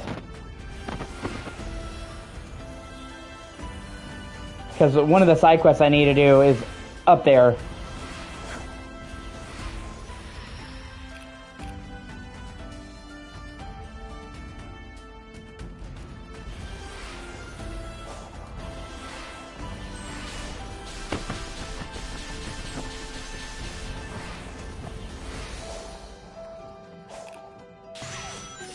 I mean, there's plenty of things, man, that you could criticize the developer for, like making a shit game. Like if they had made a shit game, okay, the developer are the ones developing it. Sony may publish the game, but ultimately they made it. But getting on to them for stuff like the price of the game, bro, they have nothing to fucking do with that. If you're gonna put blame on somebody, put blame where blame is due. It's like the same thing happened with The Last of Us. They finally brought the Last of Us, Part 1 to computers, and it was fucking awful. I think it's okay now, but like it was a fucking abysmal launch, one of the worst PC launches ever, which is kind of weird because normally the Sony games coming to PC usually are pretty good. They may have a problem here and there, but usually they're a pretty solid state on PC when they launch.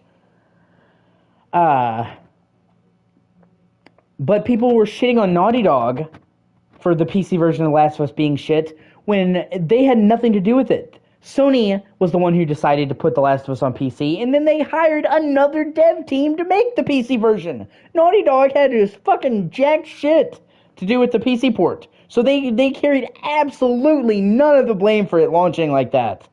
They didn't even touch it. but they got the heat for it, which is just not fair. I mean, they were getting shit on and saying, oh, it fucking sucks. When it's like, bro, we didn't even develop this game. This is another studio. Why don't you take it up with them?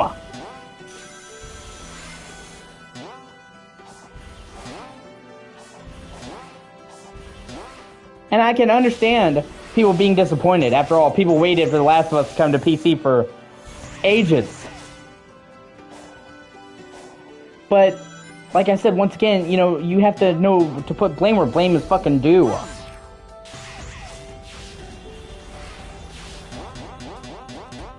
Okay, I think I'm on the right track. And then I fall down. See, it's really... Oh, man. See, stuff like this, when I say there are parts of these games that are rough around the edges, or this game, that's what I mean. Like, they don't clearly tell you how the fuck you're supposed to get up here and do your thing.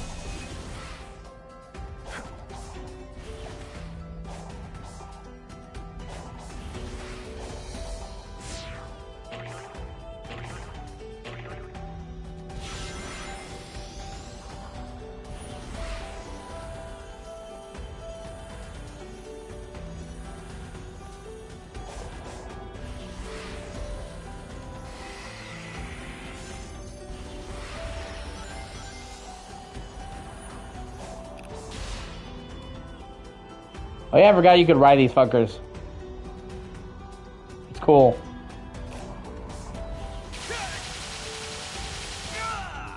And then also just kill them.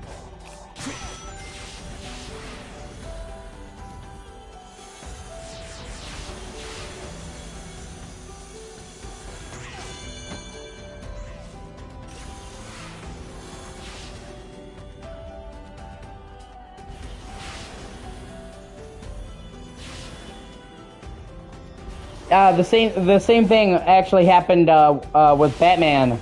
If you remember back in the day in 2015, the PC version of Arkham Knight was fucking atrocious. And Rocksteady got a lot of hate for that when they didn't even do the fucking PC version. Warner Brothers contracted another team to do that and fucked it up.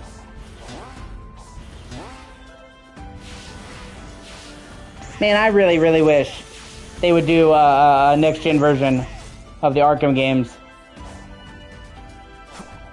Like, I would fucking kill to be able to play the Arkham games at 60 FPS, man. With better settings and stuff. Like, imagine like a next-gen version of Arkham Knight with all the settings turned up at fucking 60 FPS, dude. That would be crazy. I mean, because Arkham Knight came out like 10 years ago. Almost. And it's still so much fun. And so pretty.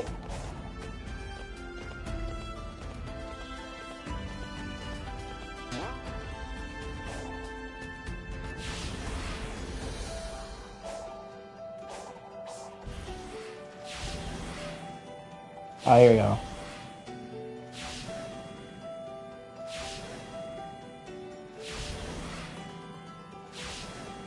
Hey, what am I missing here?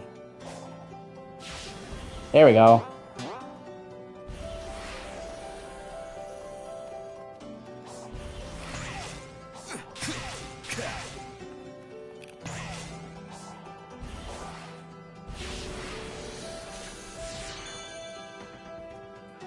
I'm coming, Tails!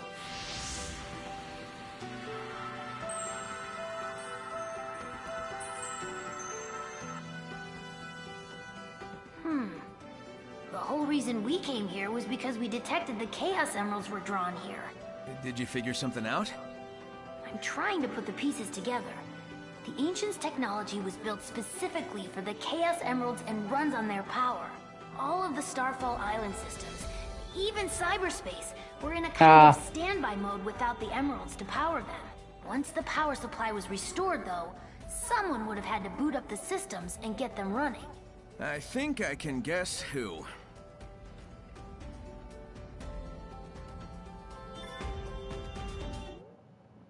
Okay, let me see. Alright, let's try doing that. I only have a couple more in this region. Like I said, I'm very close to getting the platinum in this game. I'd say I'm like 95% of the way there. Just sweeping up. Yeah!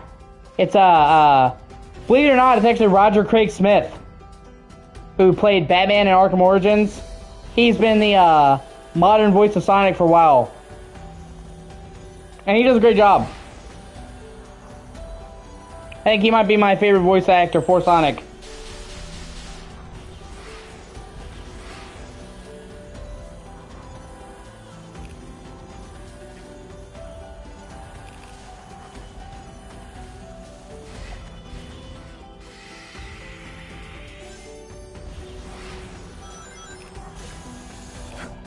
I think he's been the voice actor for Sonic now for like the last 10 years in the games anyway. He's not the voice actor for Star Wars Sonic in the movie. I think that's Ben Schwartz is the guy's name.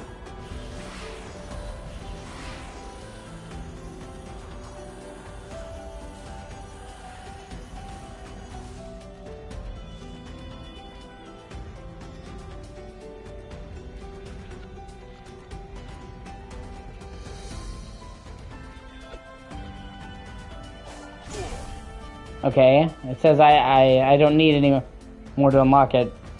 Well, maybe I have to do another one.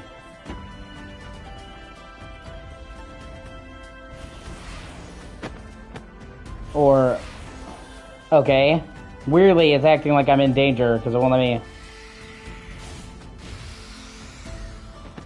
Oh, yeah, that's cool. Okay, let's try it now. Hey, here we go. I was like, what the fuck? Because it said I had enough. So I think I've figured it out. The Coco are the spirits of the ancients, aren't they? What if they are? I've run into my fair share of spirits who stick around because of their regrets. Sometimes I've been able to help them move on. Just how long have they endured like this, though? Were we brought here to help them finally find peace? Why ask me? Because I feel like you might be in the same boat. And if so, I'll help if I can. Okay, making progress. I only have... yeah, that happened to me the first time. I got up to that fucking, the first boss with, Edward, and just totally ran out of bullets and was fucked.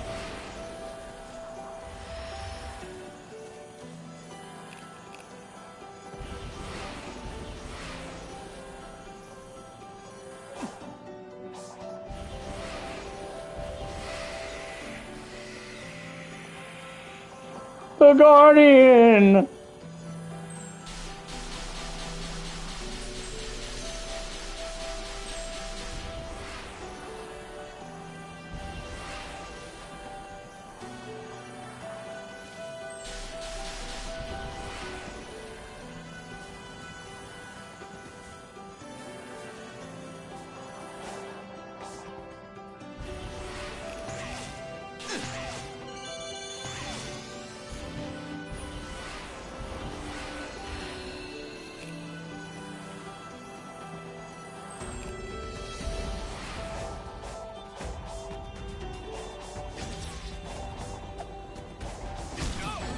Really, asshole?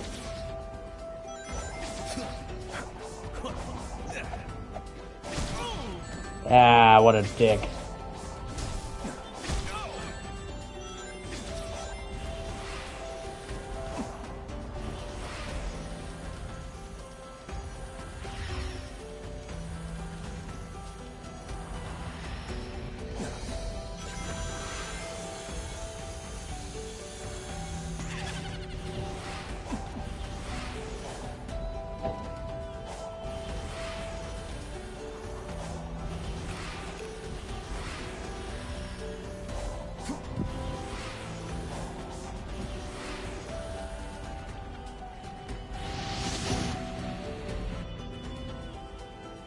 Coming up on the last Titan.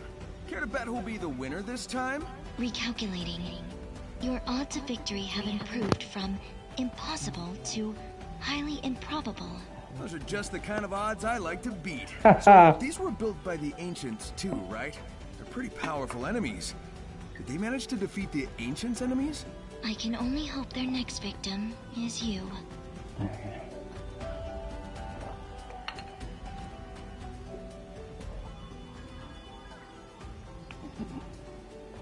Hold on one second.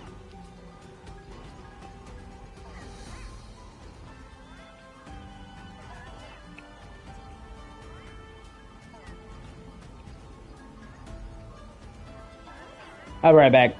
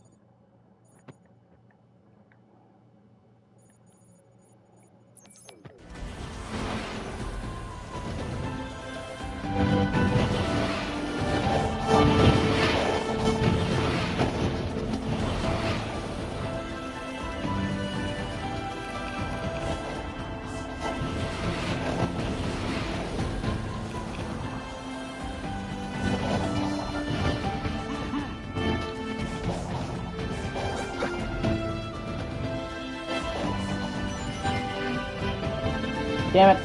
Nope, don't fall.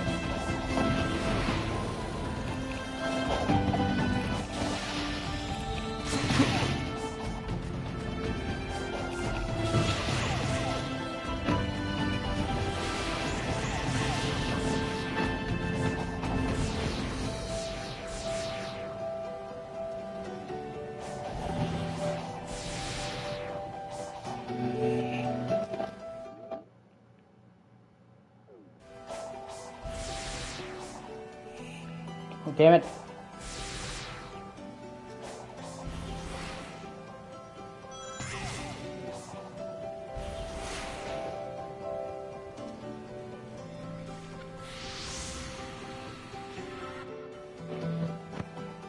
Hey again. Since we've grown so close, how about helping me out? I have run the simulations.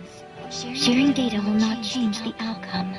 You're always talking about odds and simulations, but we living beings don't live by calculations. The will to live, the drive to achieve, the desire to protect the ones you love, that kind of thing can grant a power you can't imagine.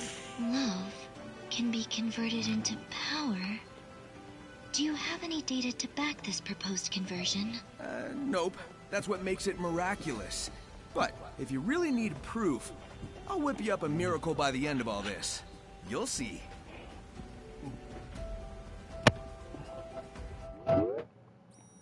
Alright, that's all the side stories on this island.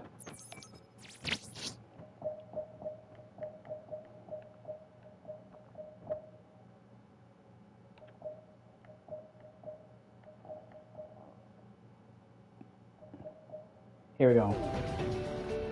Which only leaves the last island. And I just do a couple more stuff and I've got the game 100%.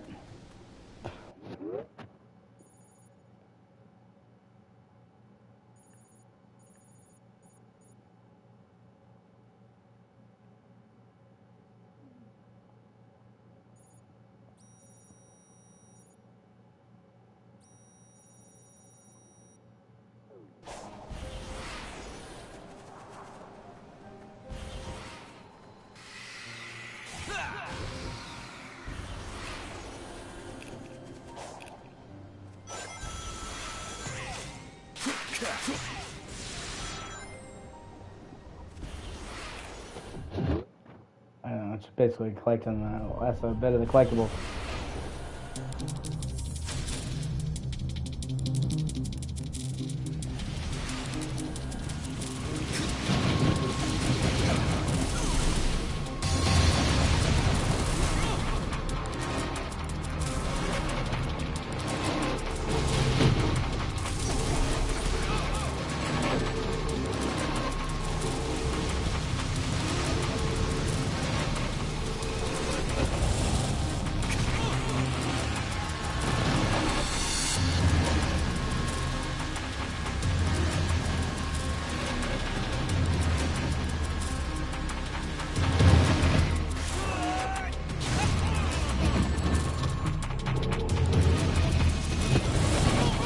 Ah, you asshole.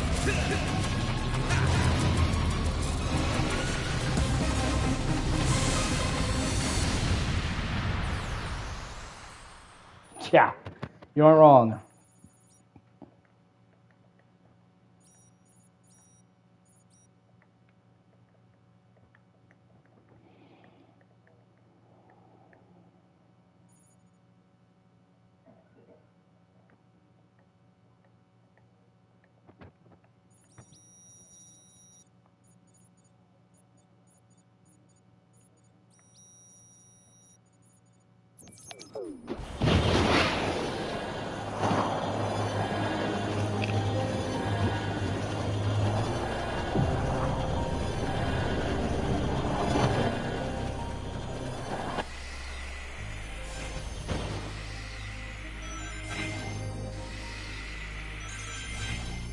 Come on, you fucker.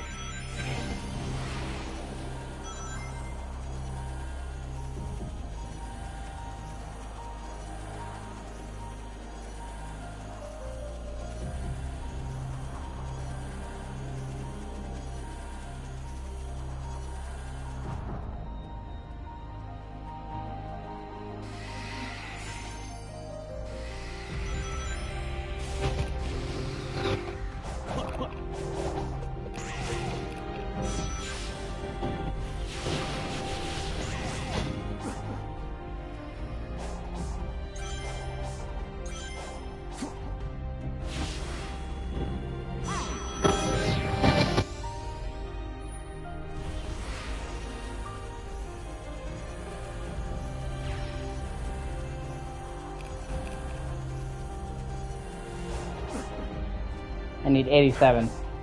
I'll find it.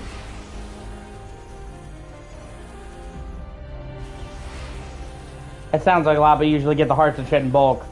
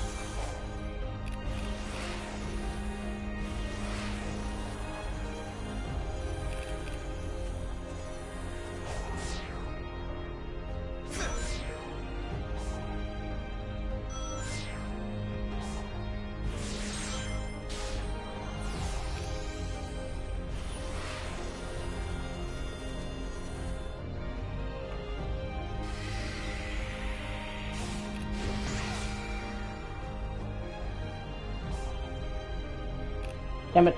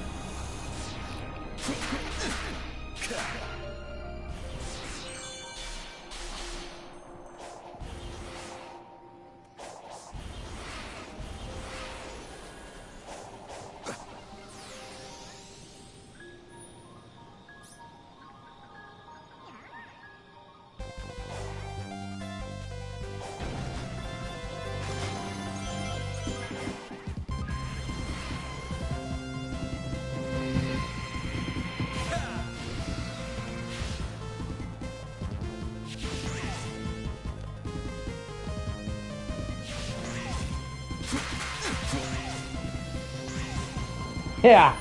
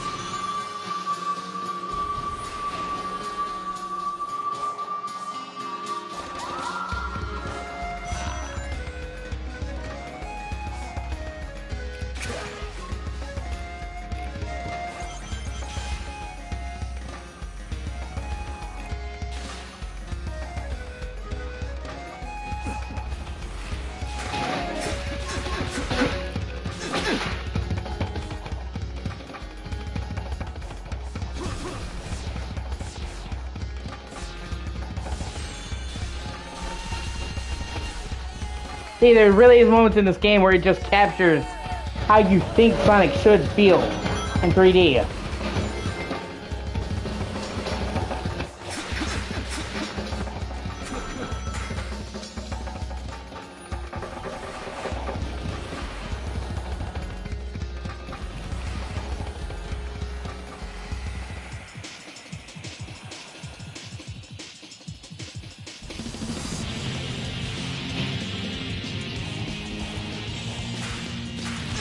Yeah.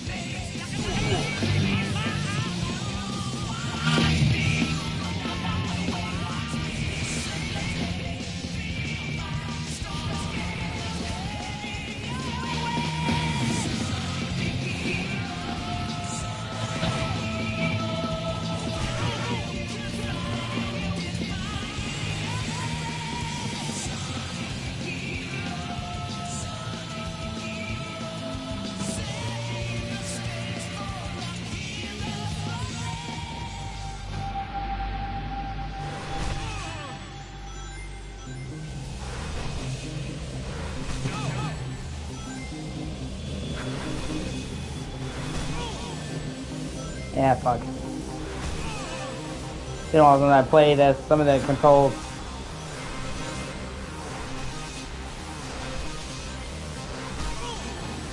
Hold on.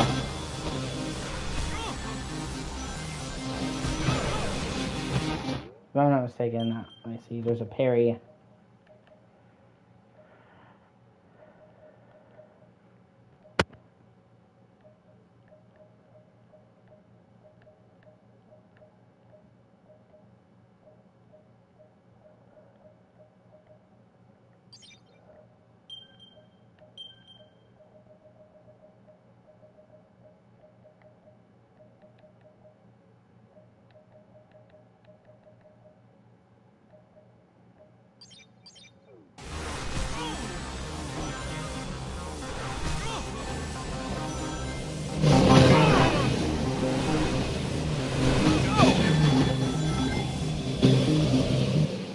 fuck you.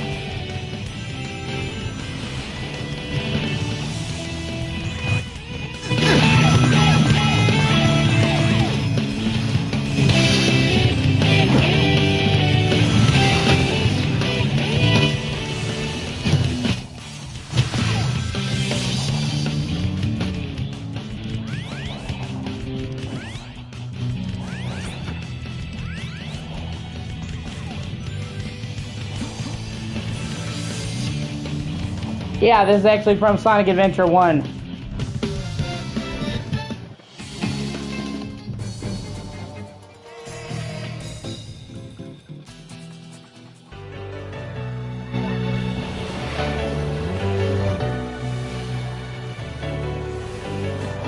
And this song's from Sonic Colors.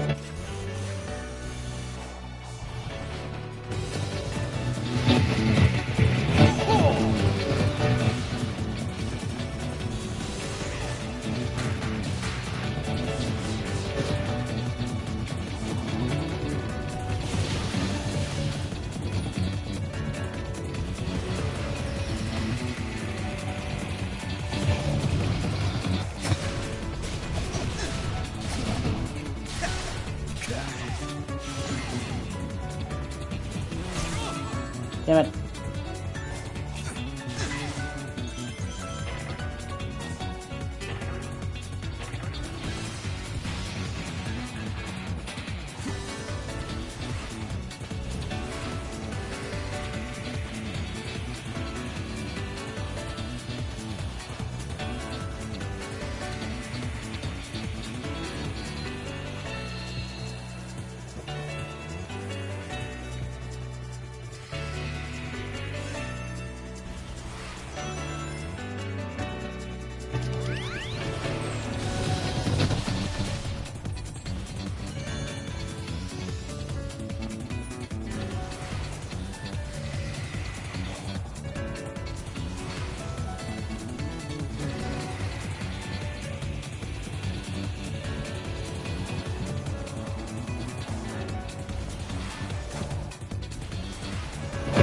Hold on a second. Ha ha ha.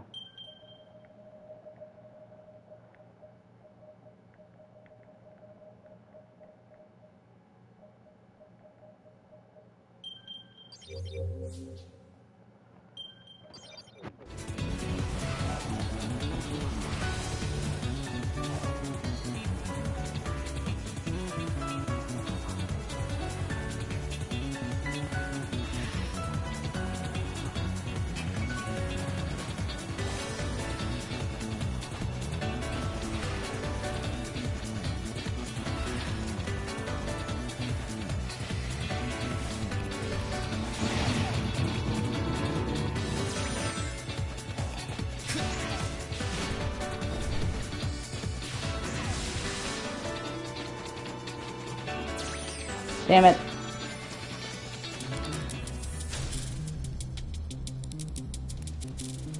Really, asshole?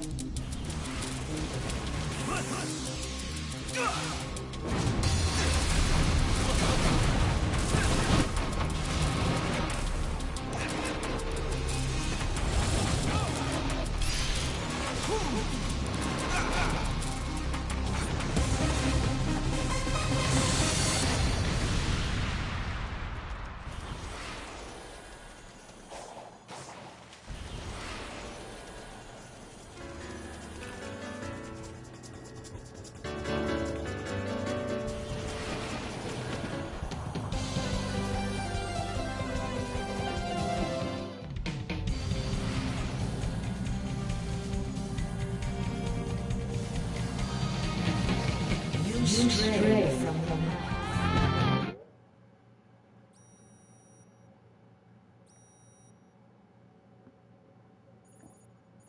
Yeah.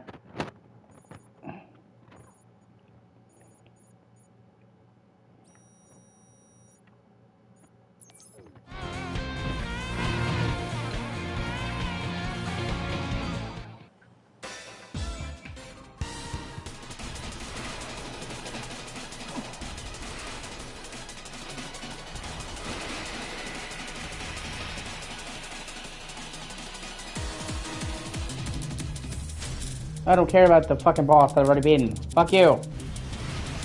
All I care about is going fast.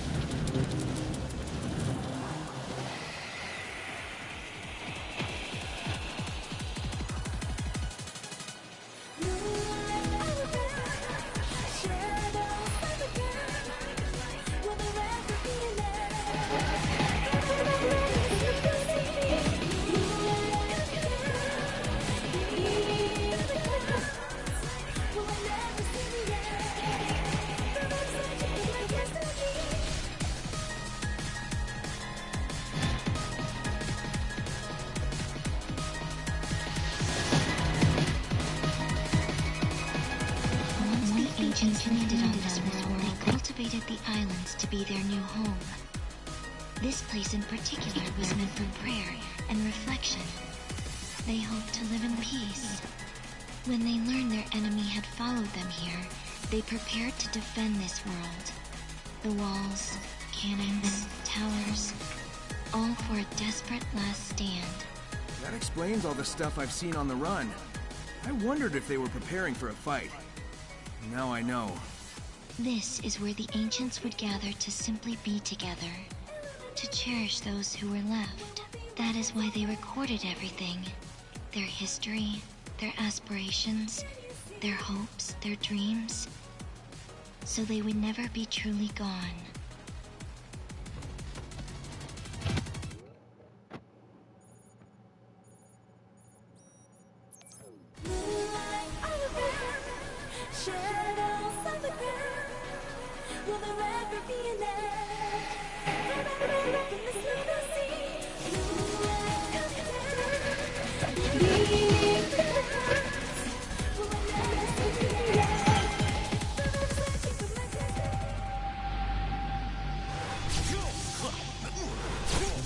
There we go.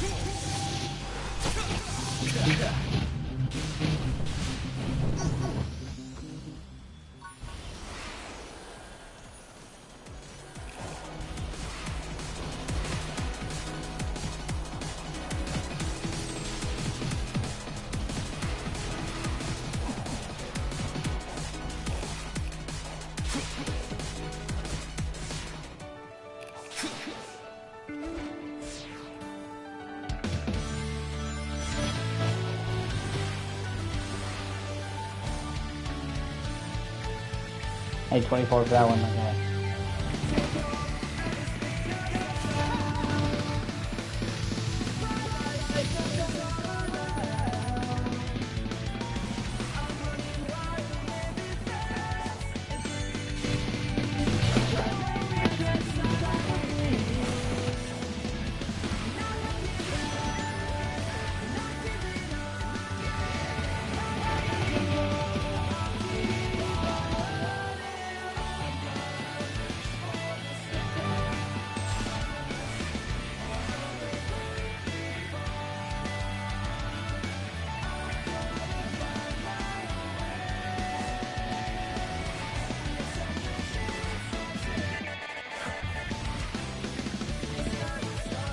It is, yeah.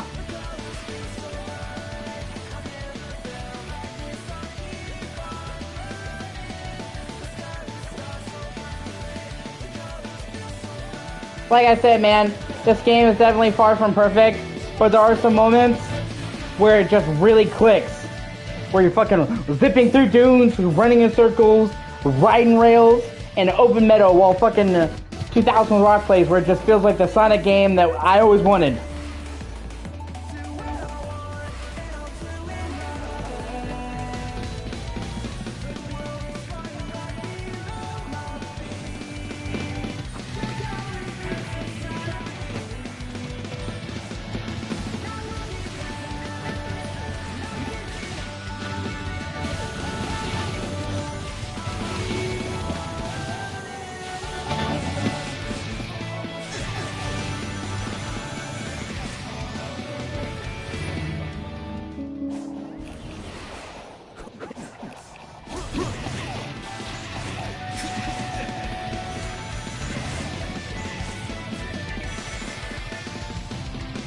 And that's what I said, like, I genuinely hope they can keep building on the foundation that this game created. Oh, that's great, man. I just can't seem to break the 400 barrier, dude. I keep getting right up to 400 and then dropping back down.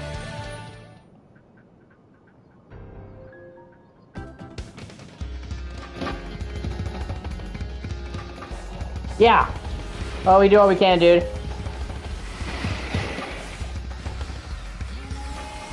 I think Sonic Colors is pretty good from what I played. I've only played a little bit of it. But it seemed pretty good. And from what I've heard, it's definitely in one of the good 3D Sonic games.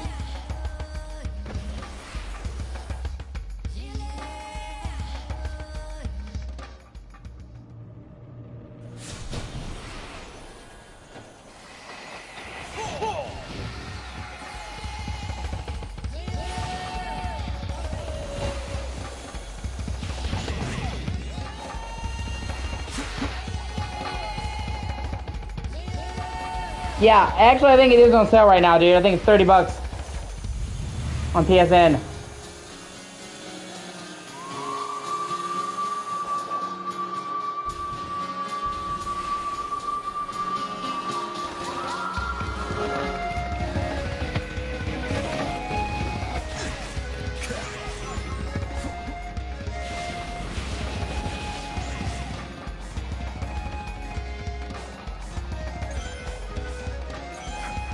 Yeah.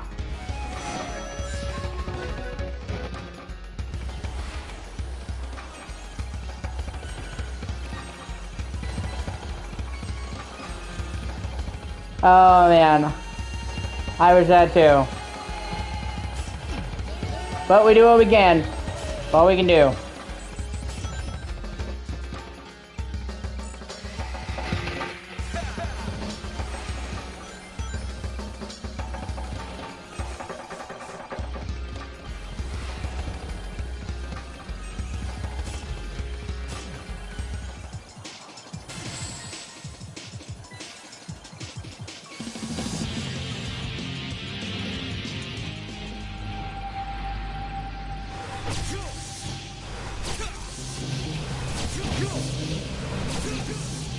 Ah.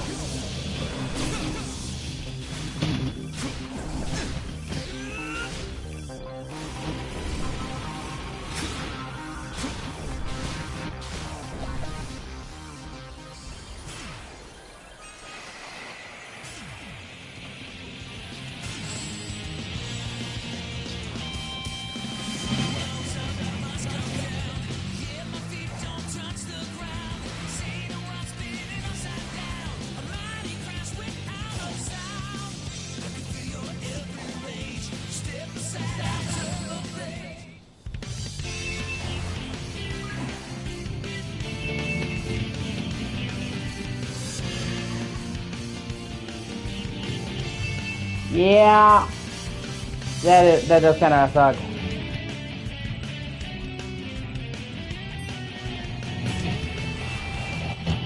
Or the fact that I work my ass off to provide compelling content, make good streams, be entertaining on streams, have compelling stuff, and then one chick in a fucking short skirt does a TikTok dance and fucking blows up. It's like, okay, I guess I was missing one thing I needed to succeed. Boobies.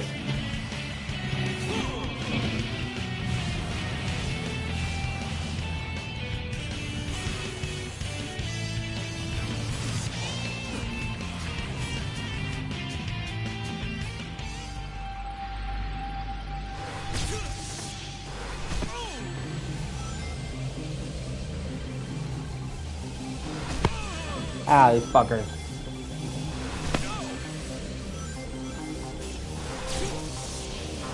Yeah.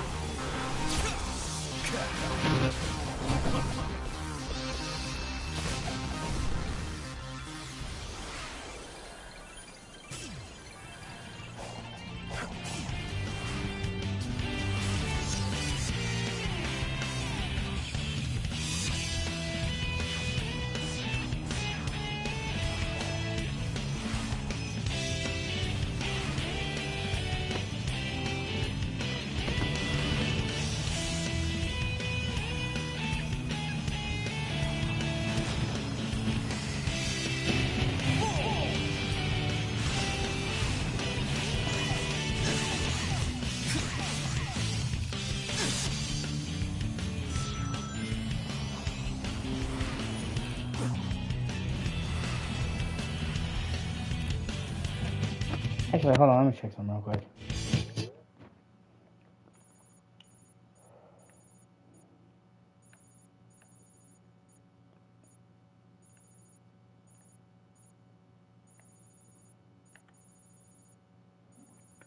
Yeah, I've done all the stages. Yeah, classical stages. Okay, let me see.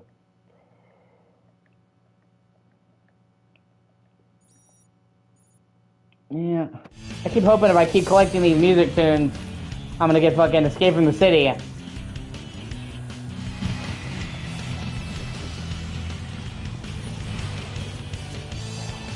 Because if they're bringing classic Sonic tunes back and they don't have Escape from the City, there was no fucking hope.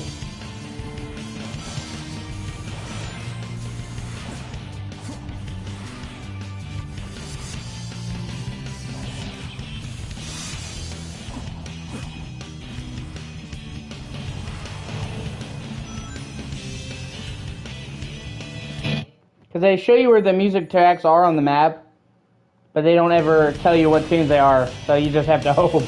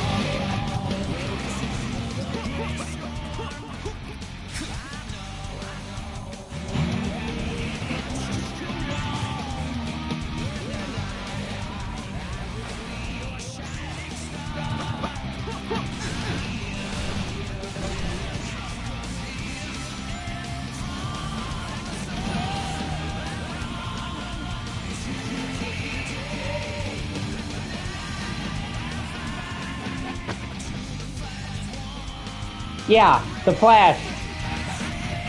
Trust me, the Flash.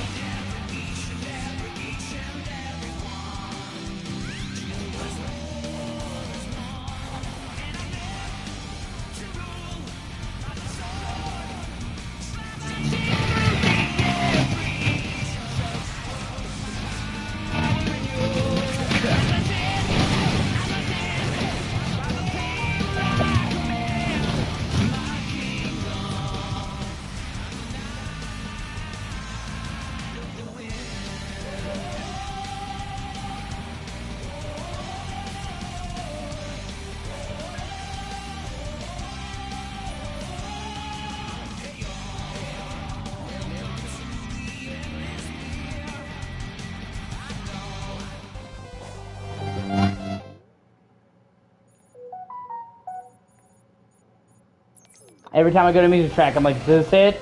Is this it? Is this Escape from the City? God damn it!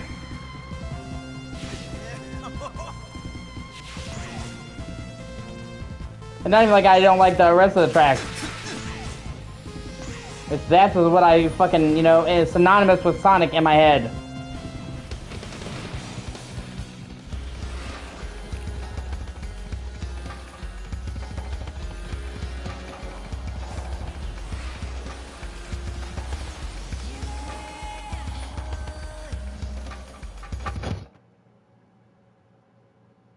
Yeah.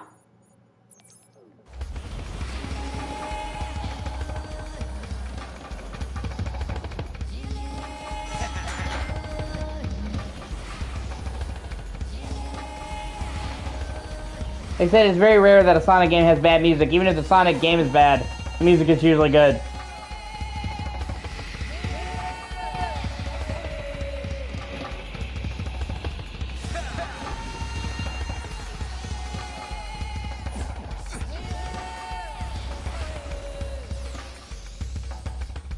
Hold on a second. I'm gonna Google if that track is in this game, where to find it. Yeah, I've heard it's decent.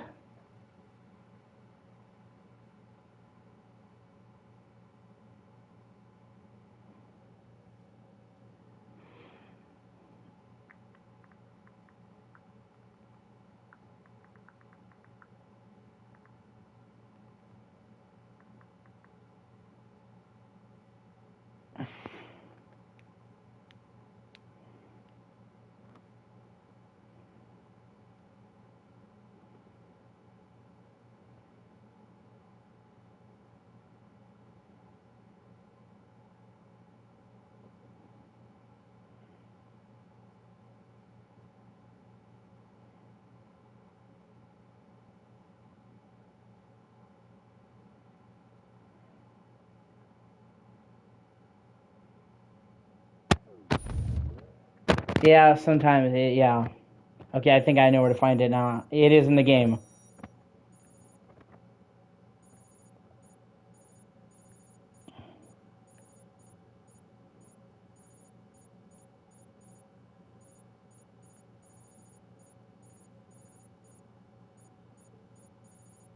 Said it was by 4-4.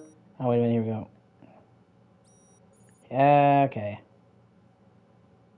So it's either going to be this one or this one. I guess we're going to see.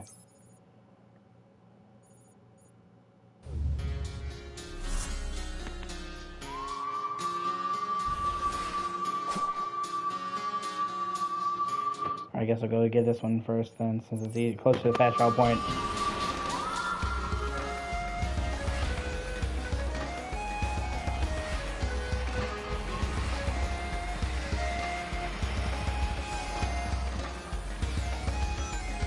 Rooftop run. Okay, so then it's gotta be the other one then.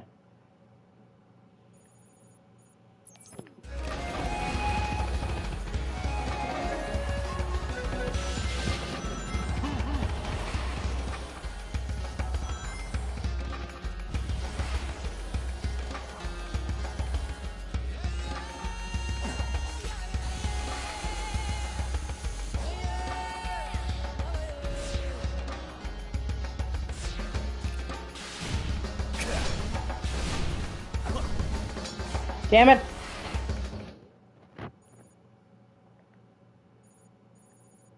Yeah, hold on. Okay.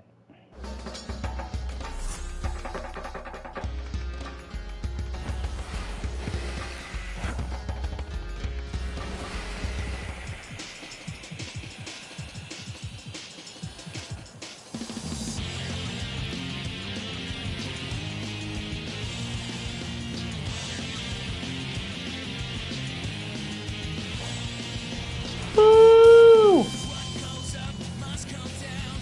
Yeah!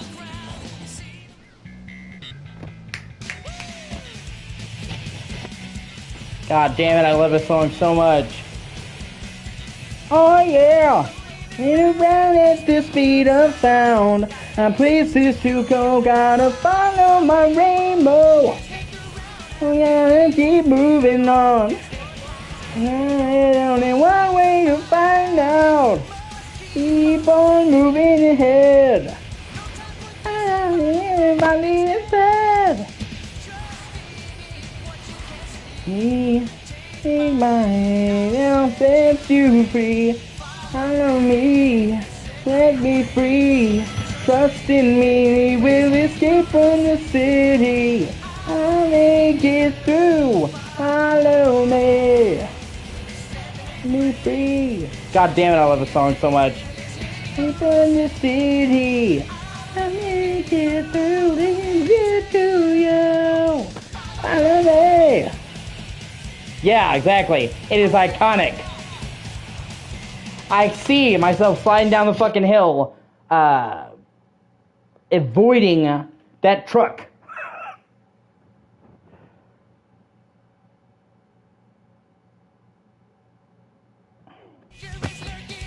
And then return.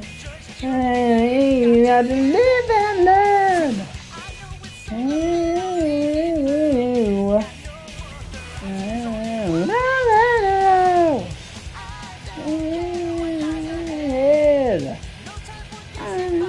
My little head. My hand, I'll set you free. Know me, set me free. Trust in me, we'll escape from the city. I'll make it through. Follow me.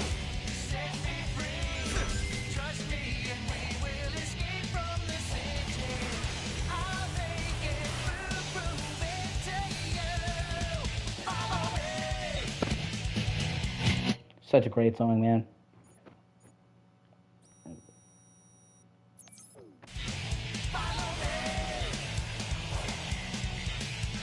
Fuck. Yeah, I need to get more unlockables in order to unlock that. I'm so close.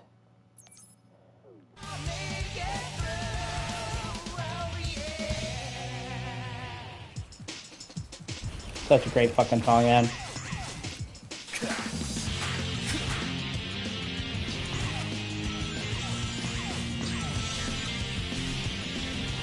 I know, like, every fucking word of that song by heart. It's kind of ridiculous.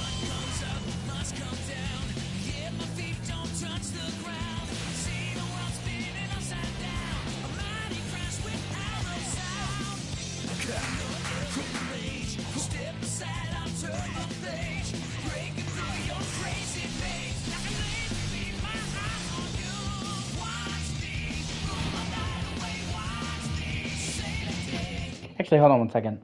There's another song I really want to find as well that's in this game that fucking slaps super hard. I mean, this game actually, I kind of was... there's a couple of them I'd like to find if they're in this game.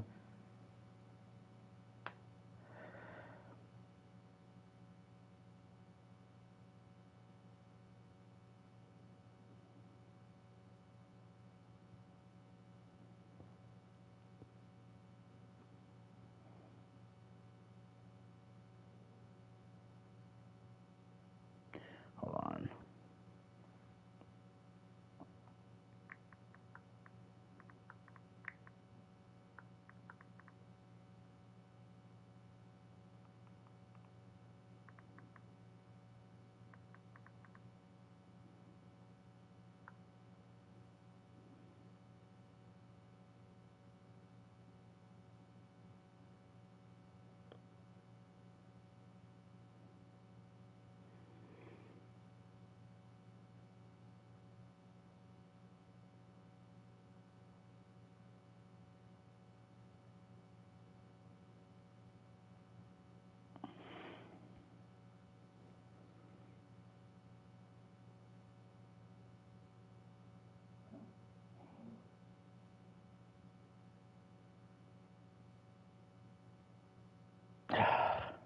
Hold on. I don't think it'll let me get that one, so I have to go to it myself.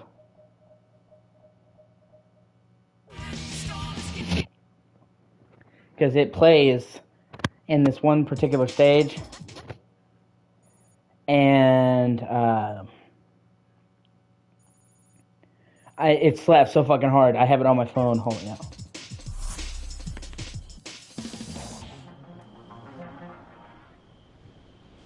Plus, there's a chance for you to see some of the linear stages in the game, which are really good. You haven't seen me.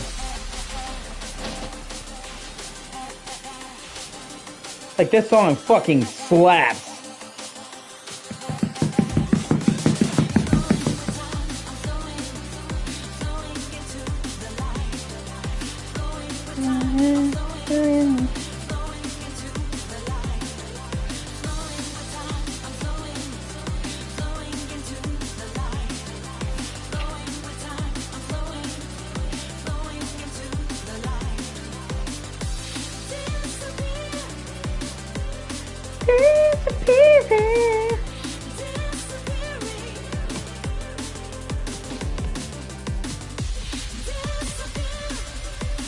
Like, for me personally, the song is called Flowing.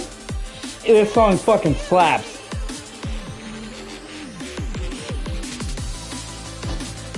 Hold on, let me retry the stage. Just show you a little bit of how the linear stages are.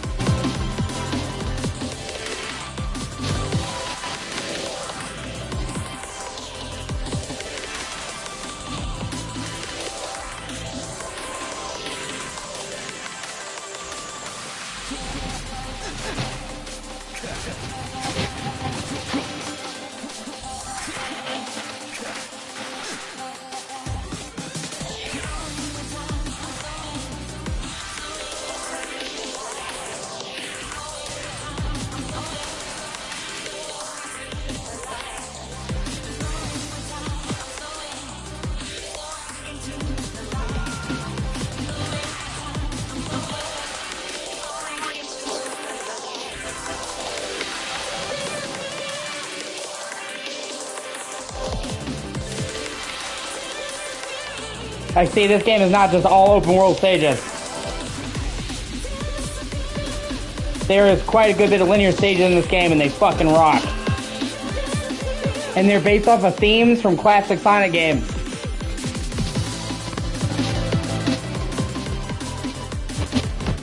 Like I said, the soundtrack for Sonic Frontiers, it's fucking awesome. And that was before they added the classic soundtracks.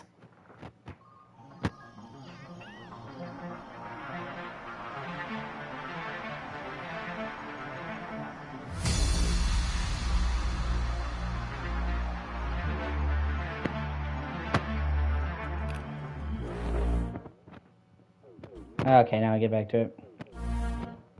But yeah, like I said, that song is called Flowing. And it fucking slaps. Like, unironically, that song kicks ass.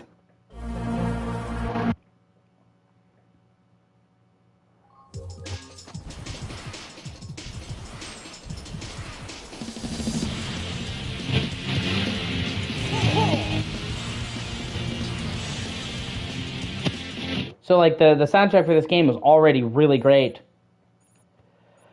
And that was before they added all these classic Sonic tunes.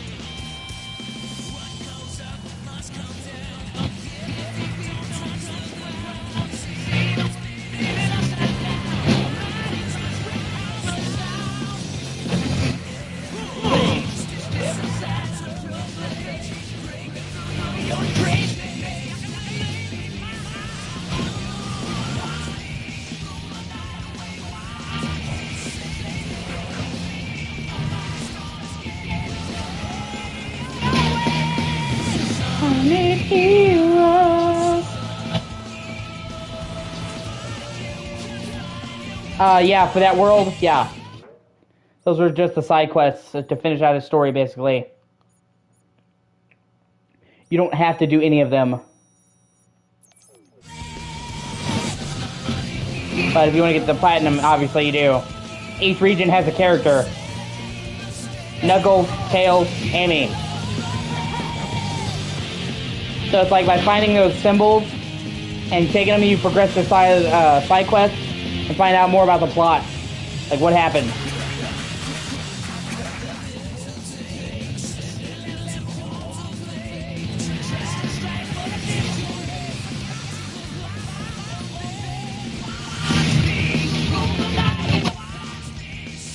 It looks like Tails was right. The ruins were tech the ancients used to upload thoughts into cyberspace, but not their bodies. Correct. They desired to archive all their achievements, creations, and knowledge. If they couldn't pass it between their own people, they could pass it on to those who inherited this world from them. This way, they could pass on not only technical knowledge, but their cognizance and intentions as well. So it's basically a big old backup hard drive for everything about them. That's pretty amazing. Like I said, they're nothing like major, but they're just fun little scenes that expound on the characters and their relationships.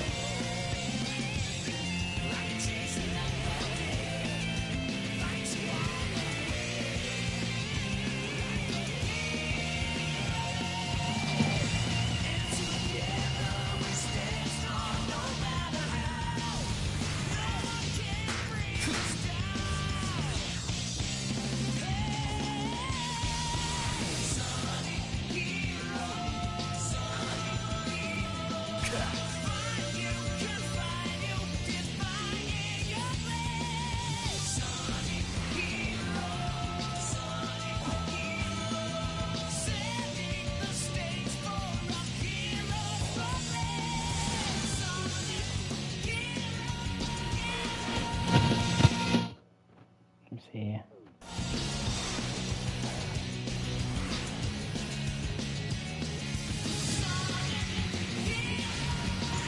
That's also why you're not seeing me do a whole lot of main missions, because I've pretty much done all of them. This game does have an actual proper story mode. I just pretty much did everything there was to do in this game except for like the last little bits of, you know, side shit clear up.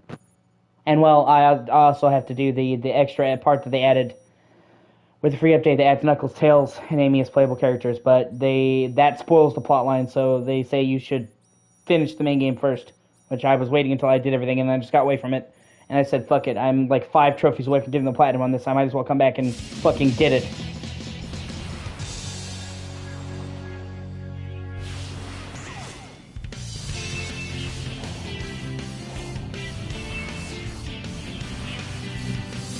Oh, okay.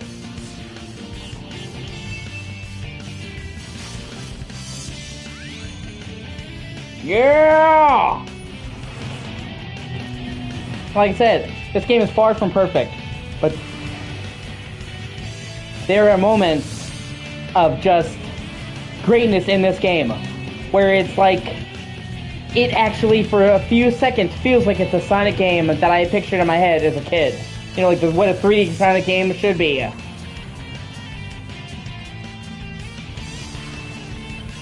And that to me is worth putting up with a lot of bullshit.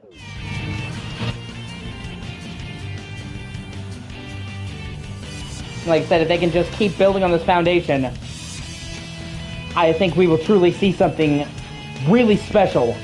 Because this is their first attempt at doing an open world Sonic game. And if it's this good, I can only imagine what they do when they really get the tech behind it and more experience with it. So it's like, you know, it should be an easy W. Just keep following, like, you've made the foundation, just keep building on it. Shit. You are not ready. Return when the time is right. I decide when the time is right, you little bitch.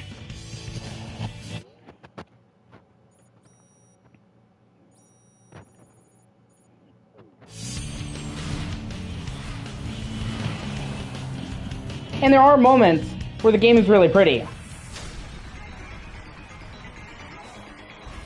No, I'm not fighting you. I already fought you, you fucker. But there are moments when you can see the combat is, like, the game is really pretty. Like, just meadows of flowers, hills, just like the poppin' and shit like that. Because their engine was not built with this open world in mind, so they're really struggling to load all this shit in and out. They went from making linear courses in Sonic games to this.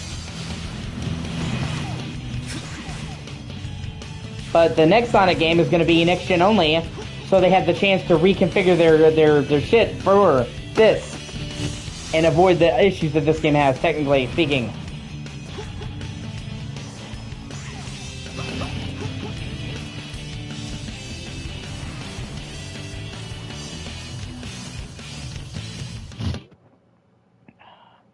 just need to get a couple more fucking hearts, man. I can do this.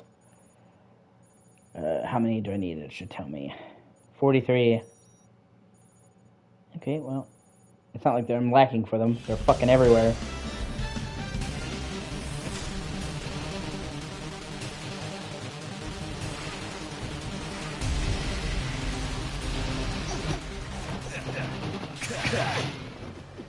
Leave Sonic alone! Leave him alone!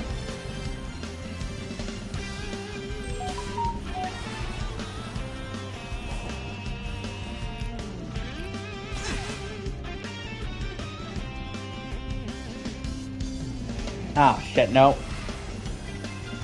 See, something like that actually is pretty tricky.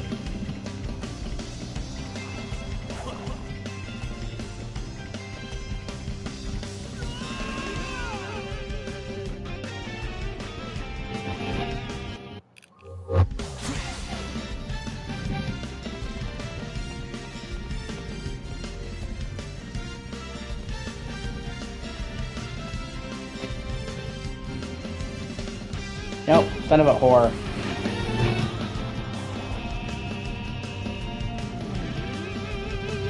No! Sonic!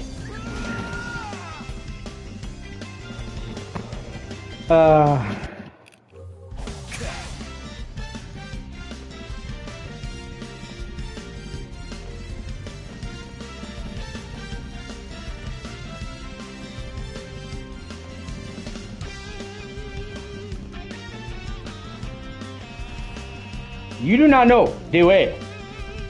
I will show you the way. Fucking Uganda Knuckles, man. Whoever came up with that needs a fucking hug. It's fucking one of the guys I really like online. He does as perfect imitation of Vegeta. So he does like parodies with Vegeta, and he did Vegeta meeting Uganda Knuckles. And oh my god, it's so funny. It made me fucking cry. He's like, you do not know the way. And he's like, the way? He's like, the fuck is the way? And he's just like, you do not know the way of my people. And he's like, that's fucking racist. And it, like I said, it's like a pitch perfect impression of Vegeta meaning Uganda Knuckles, and it is fucking amazing.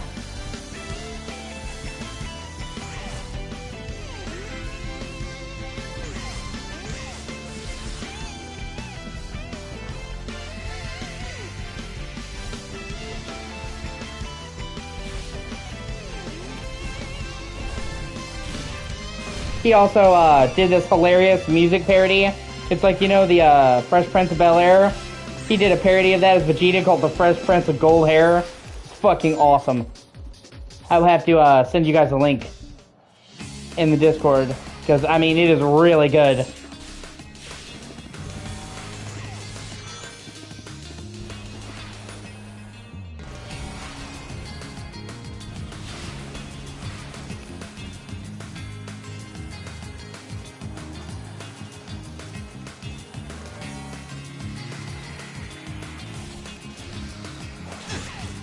And it's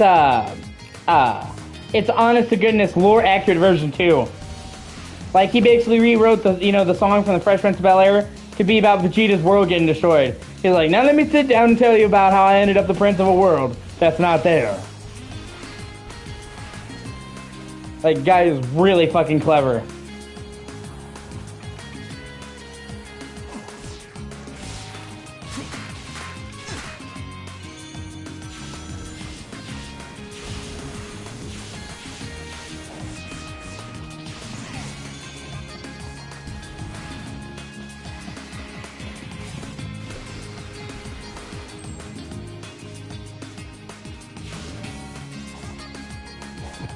Hold on, I'm just trying to find the last few memory tokens.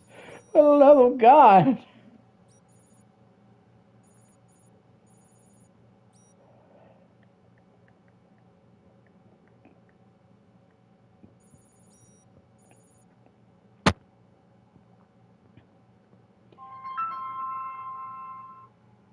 One second. Hello. Alright, Dad. I love you.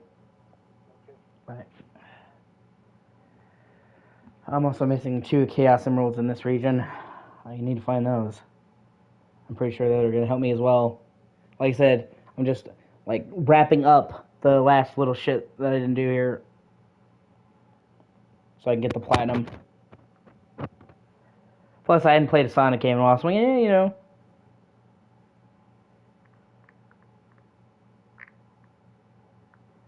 Like I said, did you see the remaster of Sonic Generations they're doing? Looks really good.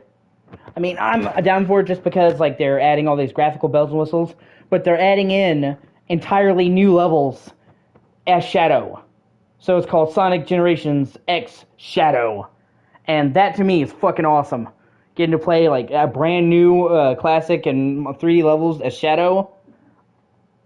Okay, I'm listening.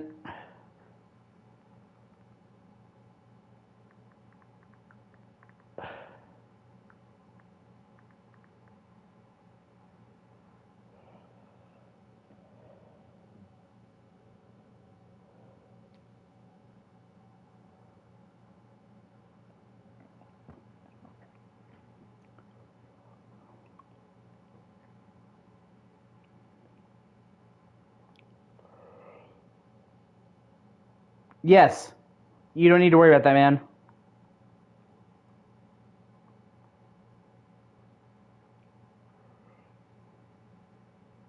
You can pretty much at any time go back and select the other one. It's not something you got to worry about.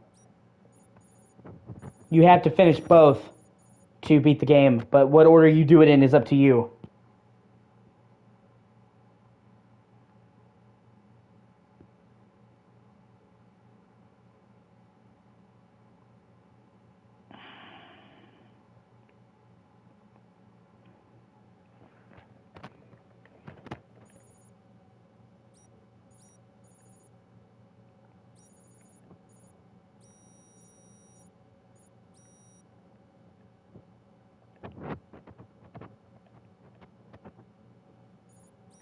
I just need 41 more tokens. Fuck.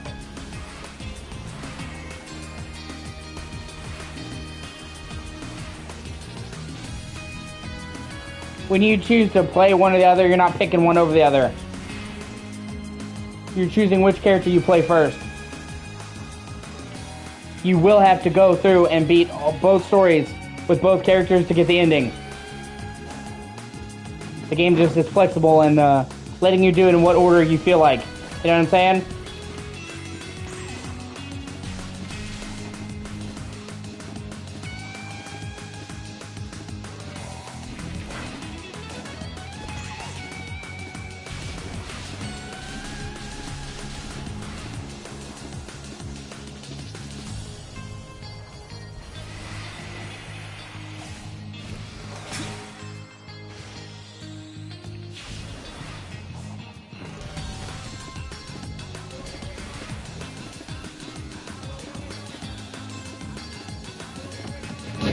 There has to be quicker ways to get memory tokens, I swear to God.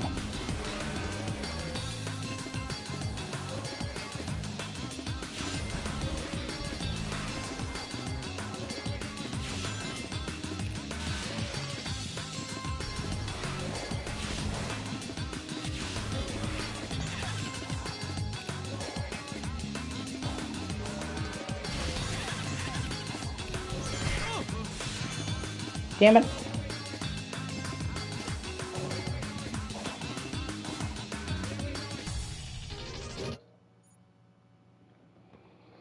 Oh, hold on a second.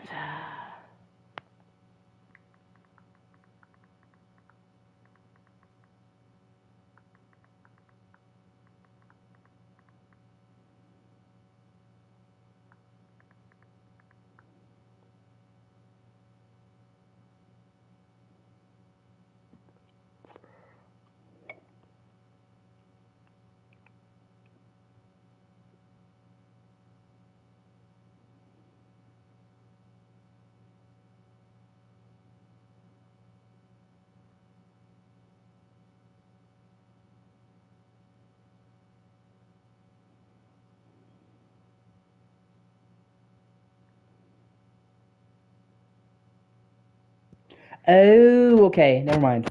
Okay, there is a way to farm memory tokens I had forgotten about. You can fish. I totally fucking forgot about that.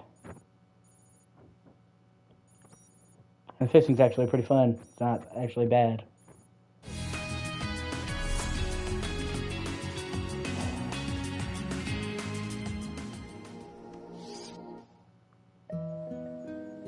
Hey, Sonic. Of course, you have to deal with the worst Sonic character ever, Big the Cat. Hi, Sonic. Would you like to try? I'll let you borrow a rod.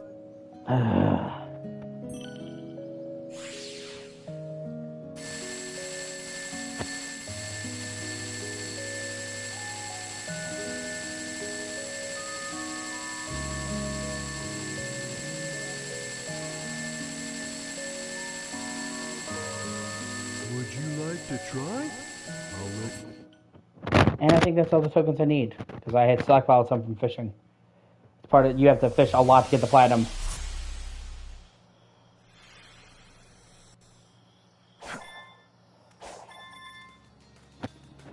Okay, now I think, yeah, I have enough.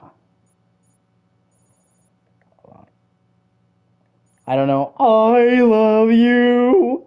It's like, no, fucking no, go away.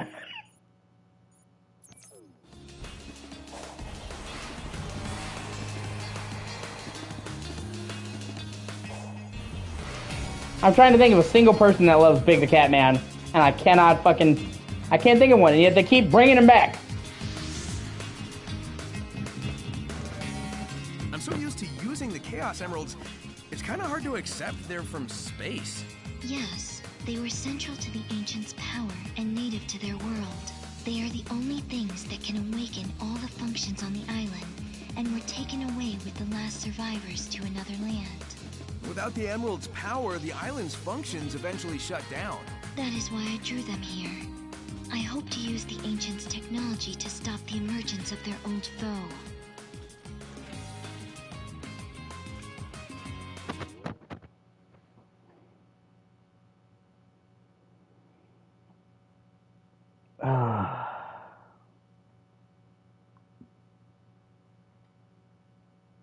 Oh my god. What a cunt.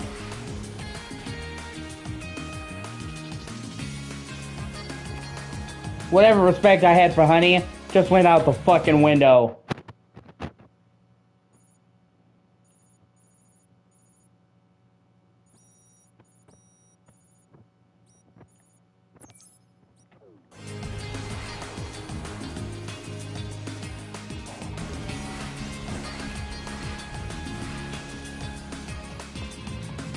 What kind of girlfriend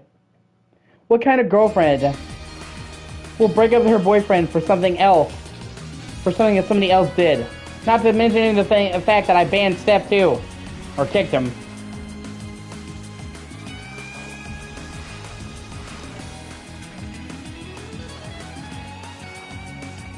And I'm sorry, but there is nothing that Honey can do to get back in the group. Done. Fucking done. Okay? She's annoying.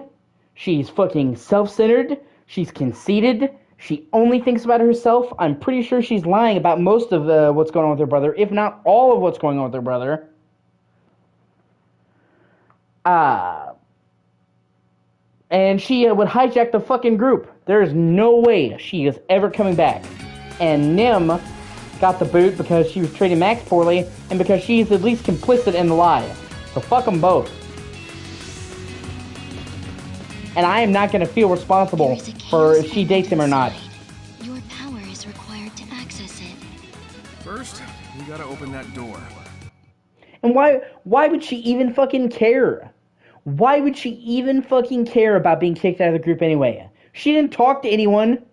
She didn't fucking share anything with anyone. She didn't connect with anyone. The only fucking person she ever talked to in the group was Nim and Steph, and she could just fucking message them. Good with hanging around? I thought you were supposed to be looking after Eggman while he helps hunt down the emeralds. I will be at his side when he needs me. For now, we must focus on the task at hand. Use your power to start the system. Hurry, our time is limited.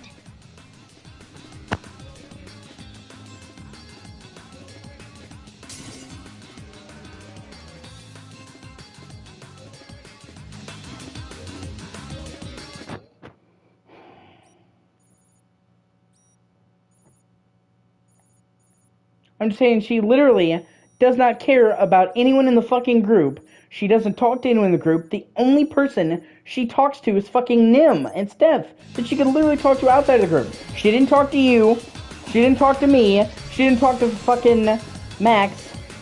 She didn't talk to Alex. She didn't talk to fucking anyone. So why would it even matter if she's kicked out of the group? She just has to create more fucking drama and play the victim. Well, fuck her. I honestly, and I'm not, you know, it comes across as mean, but I honestly wish I had never invited her to the fucking group. She has been nothing but a headache for me from the get-go.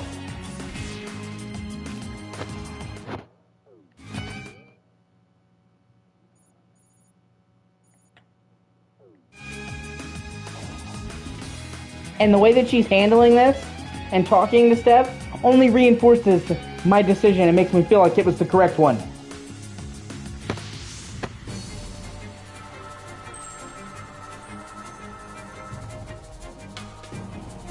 Yo, so did cyberspace actually interact with my brain? It was designed to catalog neural networks, among other things. So yes. Alright, hear me out. Do you think all those locations I visited were pulled from my memories? That is plausible. It imported the data of your memories and applied it to your That's the same surroundings, saying her brother so you could was harassing her in comprehend Fortnite from That Juvia. gave me There's no the fucking edge I way, needed to escape each time. I was covering familiar ground. right? Go me.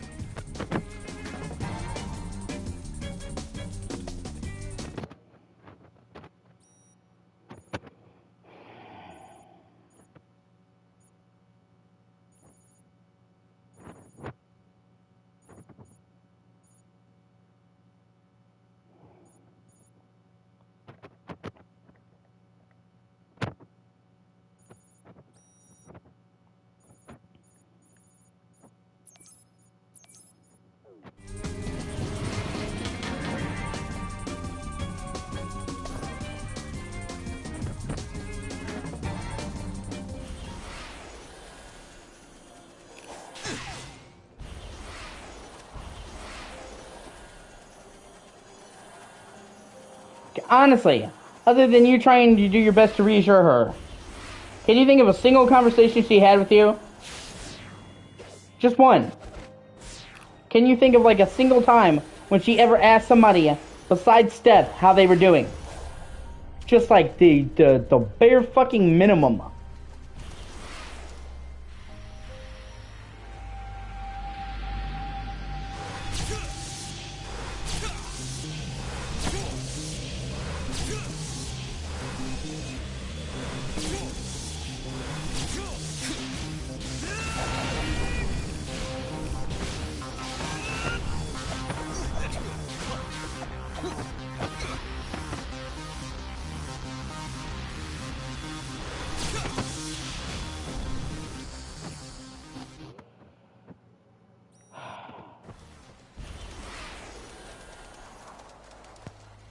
You're trying to make me feel bad.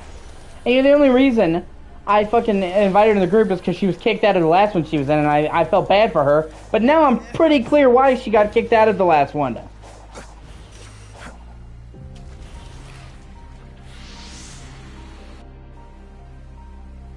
The ancients came to this world tens of thousands of years ago. The planet was still underdeveloped back then, and their technology was vastly superior to anything else at the time.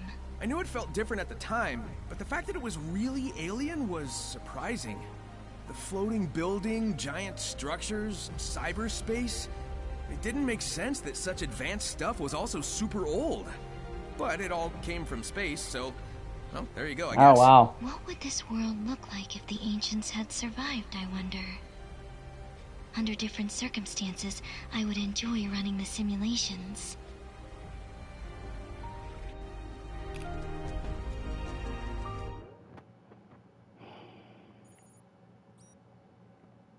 And all of this It's just more of her manipulative bullshit.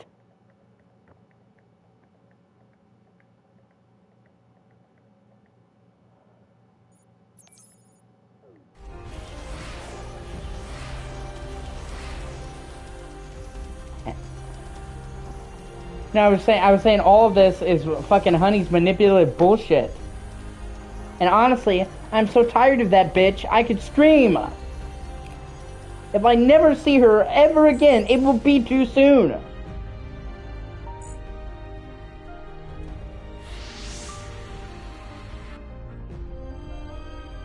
If I understood those visions correctly, the ancients came from space, right? And they were wearing things that looked like the Coco, but they didn't seem, I don't know, alive. Do you know what the Coco really are? They originated as lucky charms for the ancients. They were never designed to contain their data, their wills. Yeah, but the Coco I've found do hold the memories of their creators. Maybe the ancients changed them, or maybe the Coco wanted to keep their memories alive after they were gone.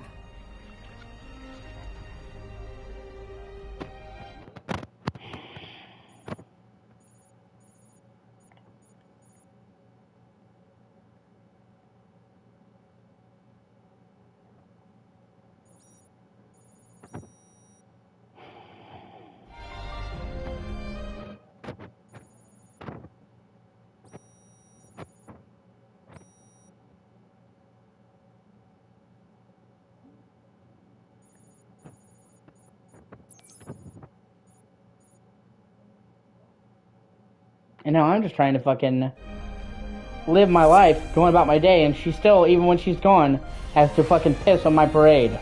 God, I hate her so much.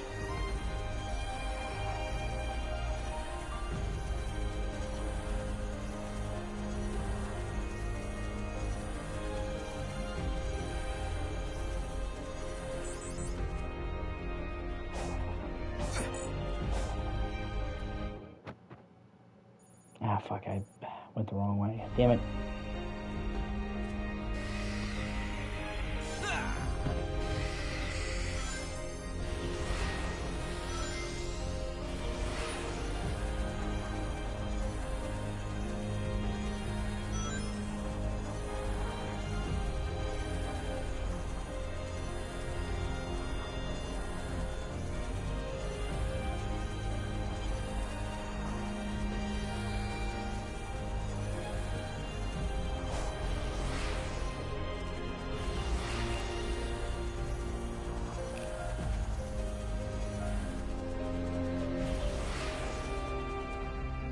Uh, 37 where, yeah, I think so.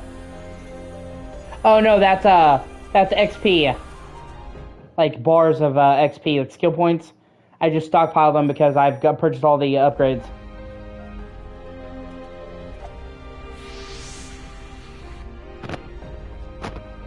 You were created by Eggman, right? Correct. My base code was compiled by him. The scope of my capabilities was vastly modified once I integrated with cyberspace, but he is my creator. Oh man, I bet he never expected his genius AI would advise him to work with me. I put forward this scenario with the highest likelihood for survival. That is all.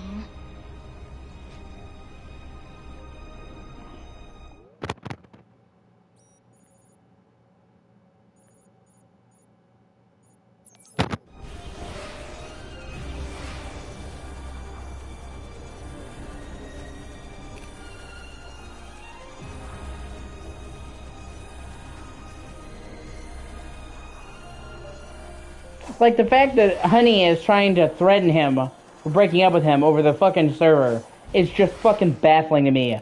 Like it does kind of upset me. It's hard for me to wrap my head around that level of fucking stupidity.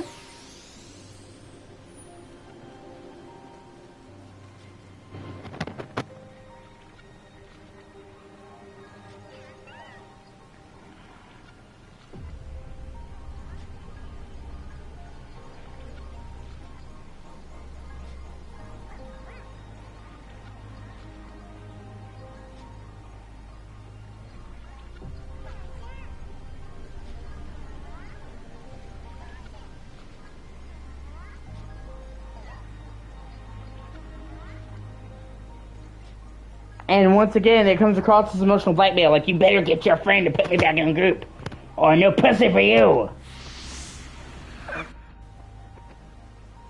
I had secured Dr. Eggman in cyberspace to protect him from the impending destruction. I had hoped to keep out external variables as well. You were not meant to come here. Yeah, I figured that out. I understand now why you locked my friends in the cyber cages and fought me. I wasn't exactly going to leave the Titans alone either. It's too late for an I'm sorry from either of us. Better to focus on making things right.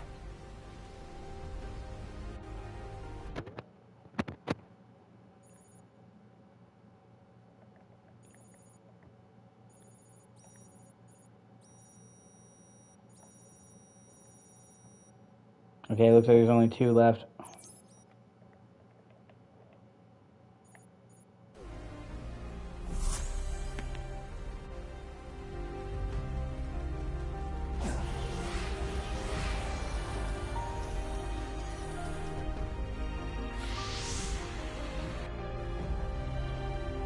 So, we've got satellite maps today, but I don't think they can compete with direct brain downloads. I mean, I can roll with it now that I know it's alien tech, but it's still a bit weird to me.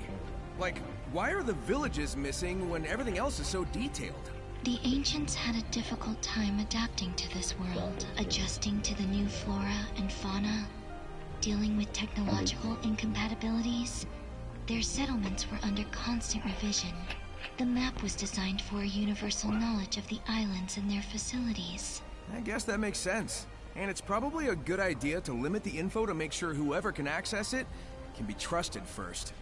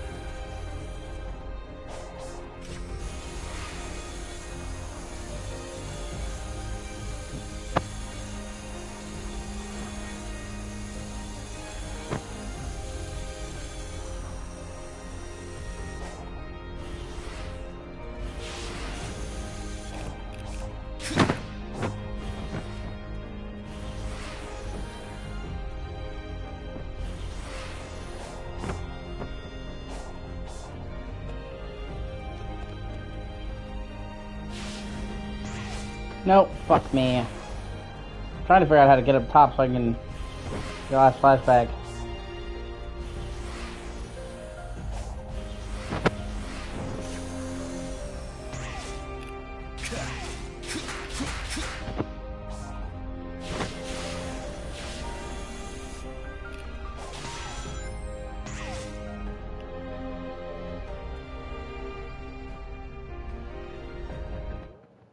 Oh, there she is.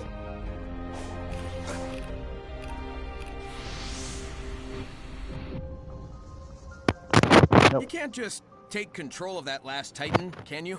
I have made multiple attempts, but all failed. And this is the last one, right? I don't want any more surprises. I can confirm only 4 were constructed. Well, then let's do it to it. We're out of time. We've got to save everyone, everywhere. Yep, now let me check my trophies real quick.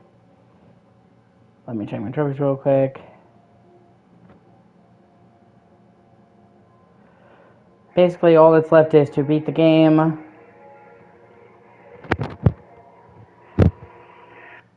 And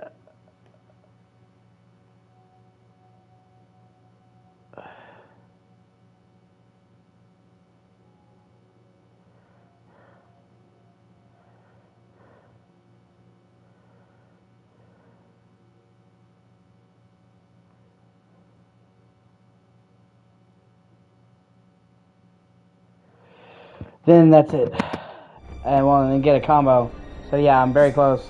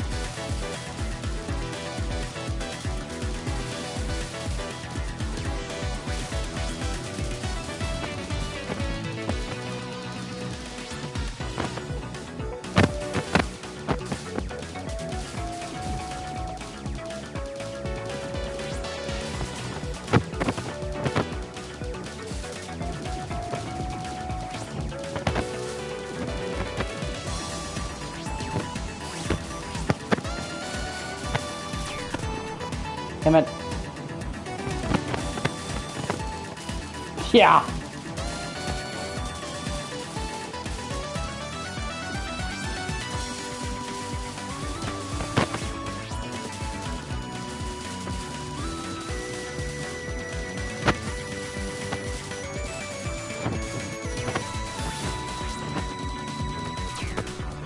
Fuck.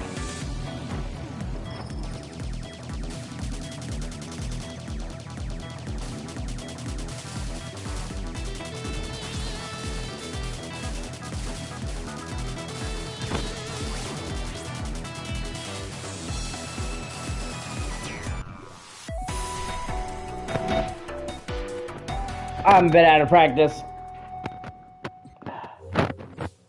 Basically, while you're firing light shots, you absorb light ammo, so it's keep tracks. But it can be hard when there's so fucking many.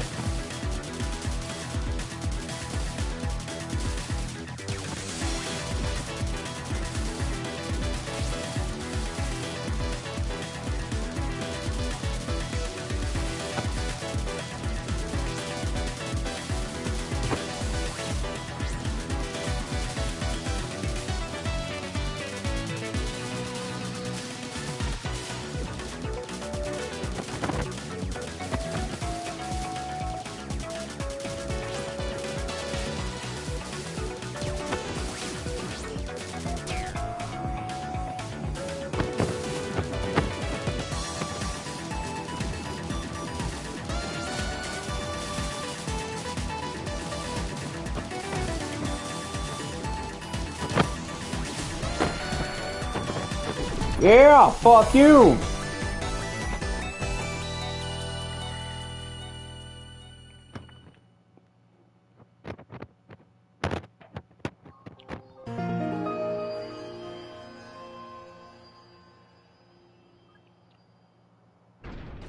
Open sesame!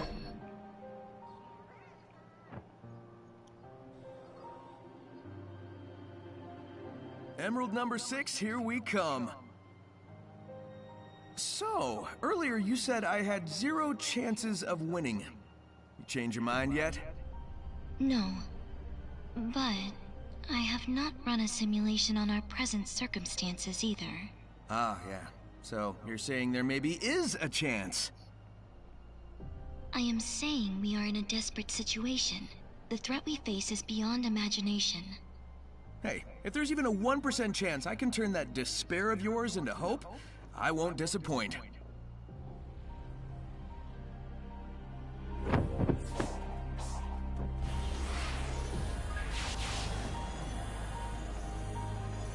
Woo!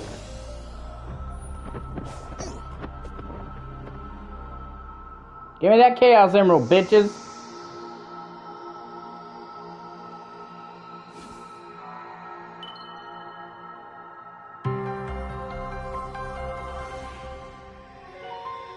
And at the end of each world fight is supersonic. That actually is pretty awesome. One more. I gotta hurry up. Sonic!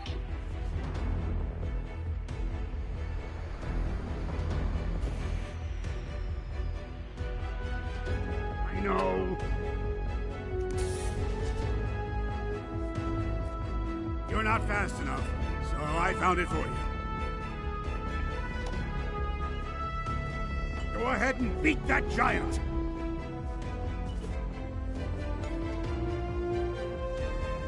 Don't you dare lose it! Now why would I want to disappoint you? Supersonic!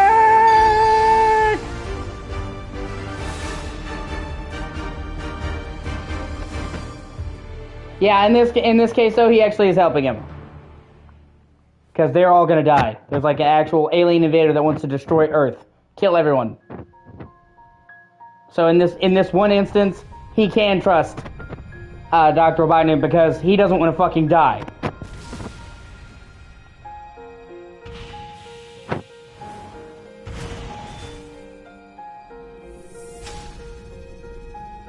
It's not like he's trying, oh, I'm a good guy now. He's like, no, you know, I don't want to die.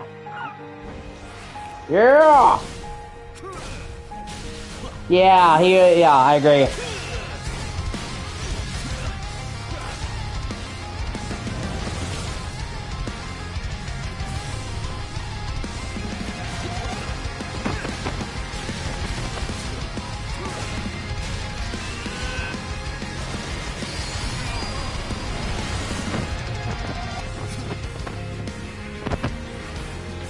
Yeah.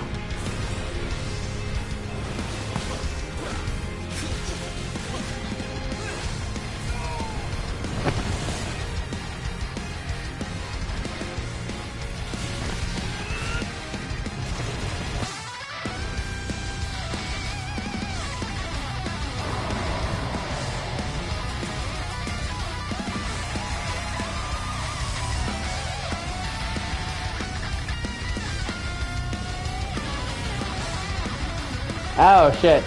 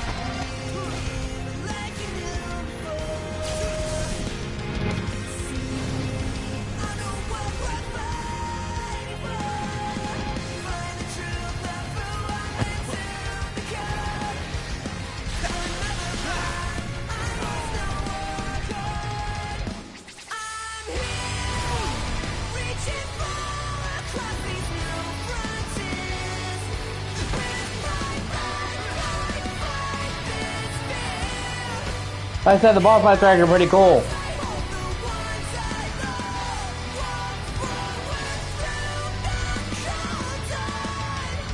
Like, you really get to feel what it's like to be a fucking supersonic.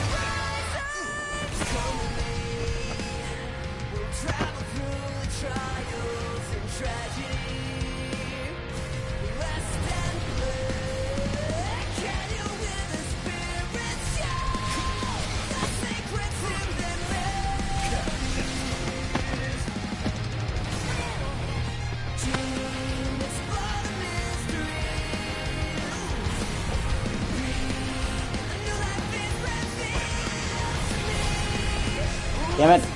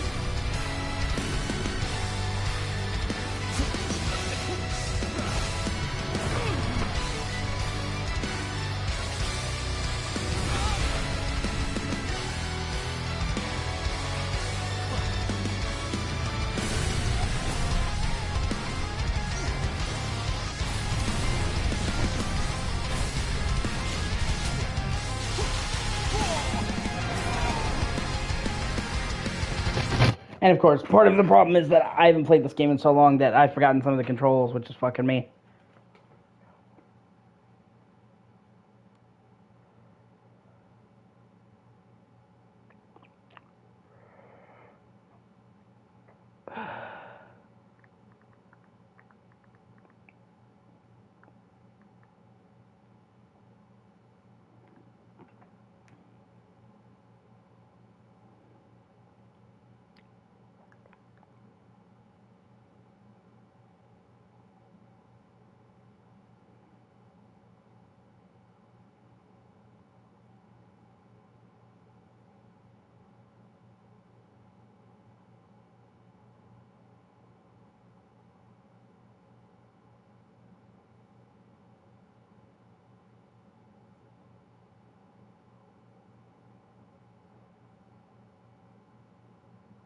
Oh, okay.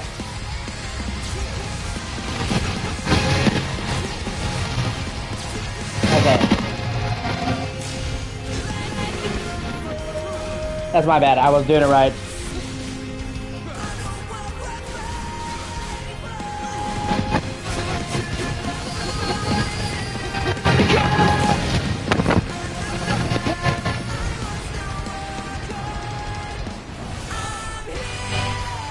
I mean, this is pretty fucking epic.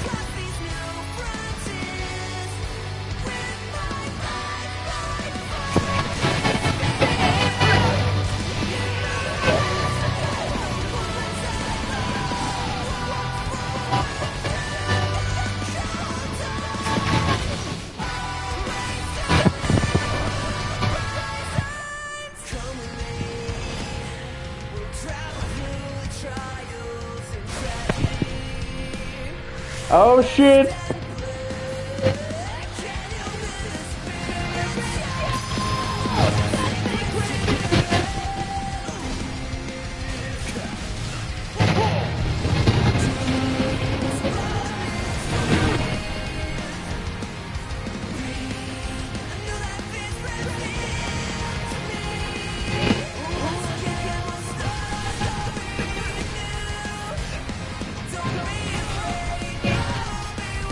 I do, yeah.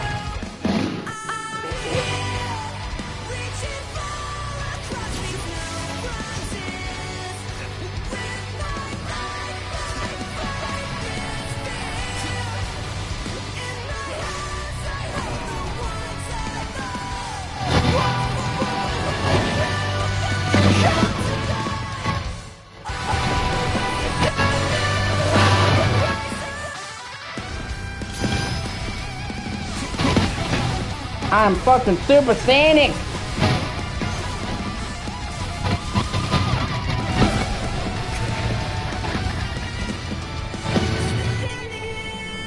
Yeah!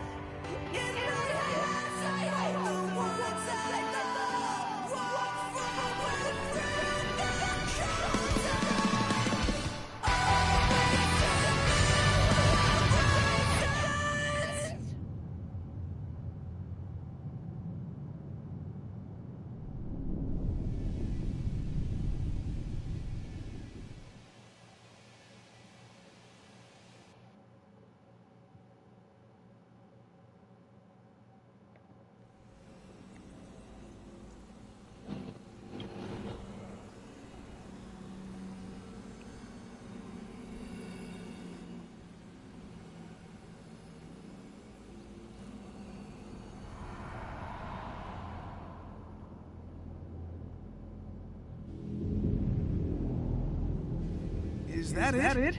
Yeah, somehow I don't think so. All we did was chase it out of its shell. It's retreating into space to regain its true form. Even Supersonic won't be able to stop it. I know what I must do. I must leave you. I understand. Go. Fulfill your function.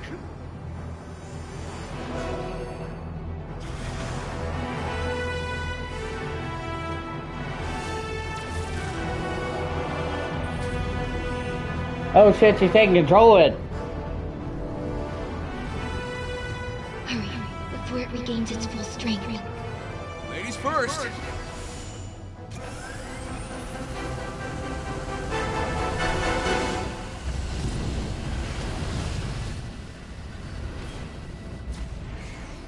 Okay, looks like we're going into outer space. Careful, dear daughter. See, Eggman actually does care about her. Okay, well, things just escalated.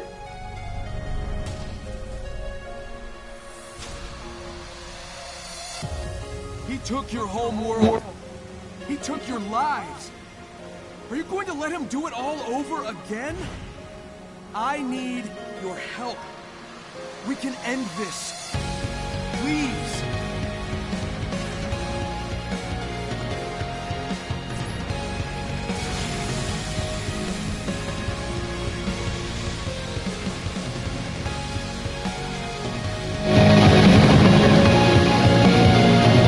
Oh, yeah.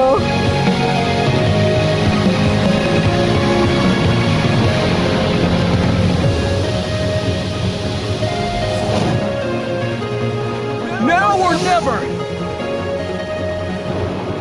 Oh, shit, she's chugging him. Oh.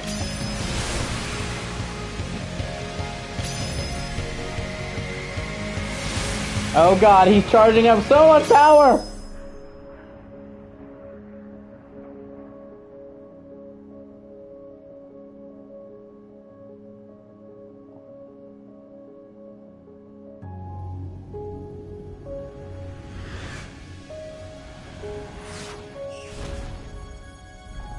Oh shit!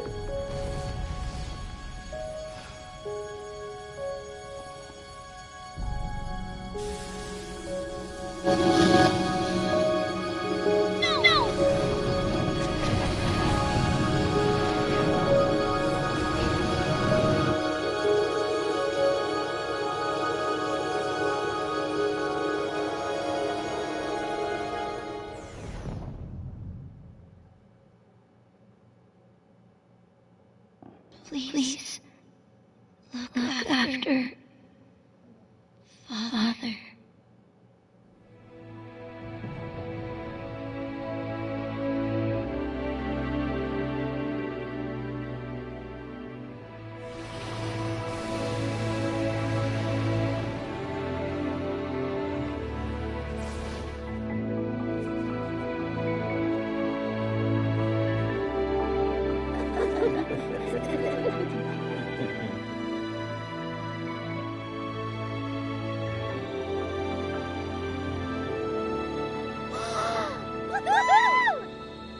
Yes!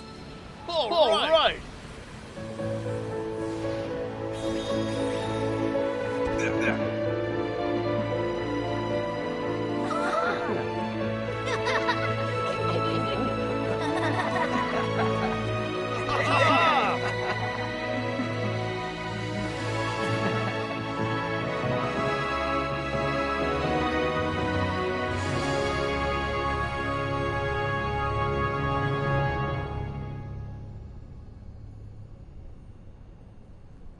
Hey, you actually kind of feel bad for her, Dr. Robotnik. Just once.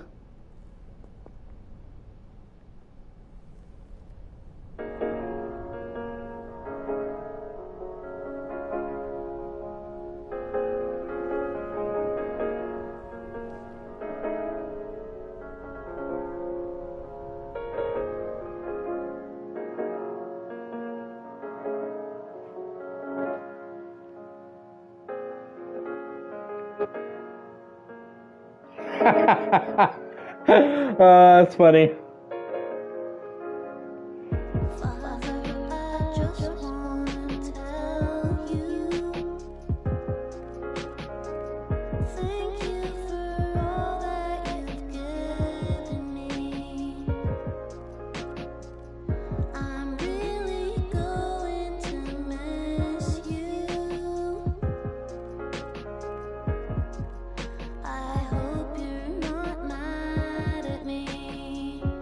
Yeah, see, the soundtrack in this game is really good.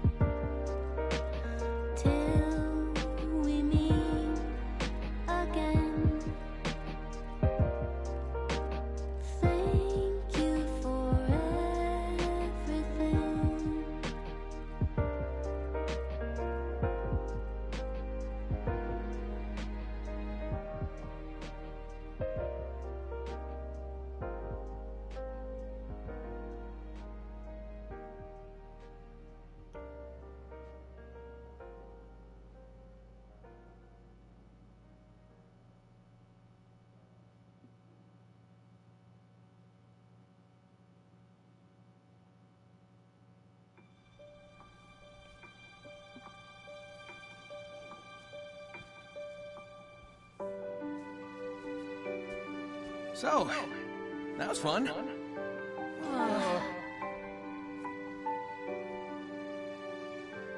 But I guess it's time we got moving. I know you all have big plans. You're gonna hardly recognize me when we see each other again. I wonder if cream and sticks are free. Make a road trip out of it. It'll be good to get back to my island. At least for a while. We're wasting daylight. Let's go!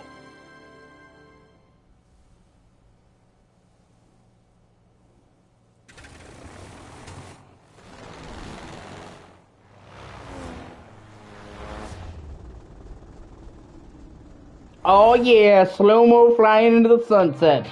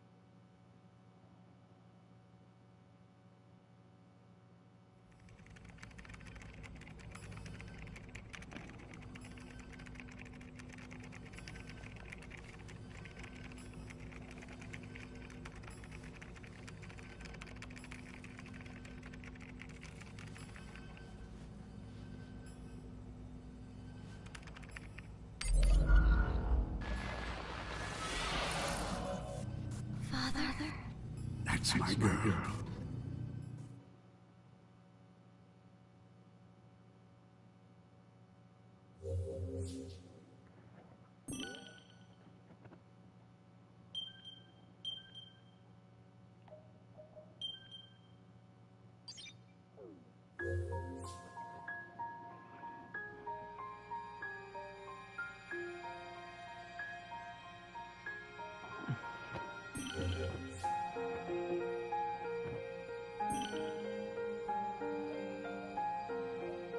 Alright, I'm gonna take a short break and I'll be back to do the new stuff. I just gotta talk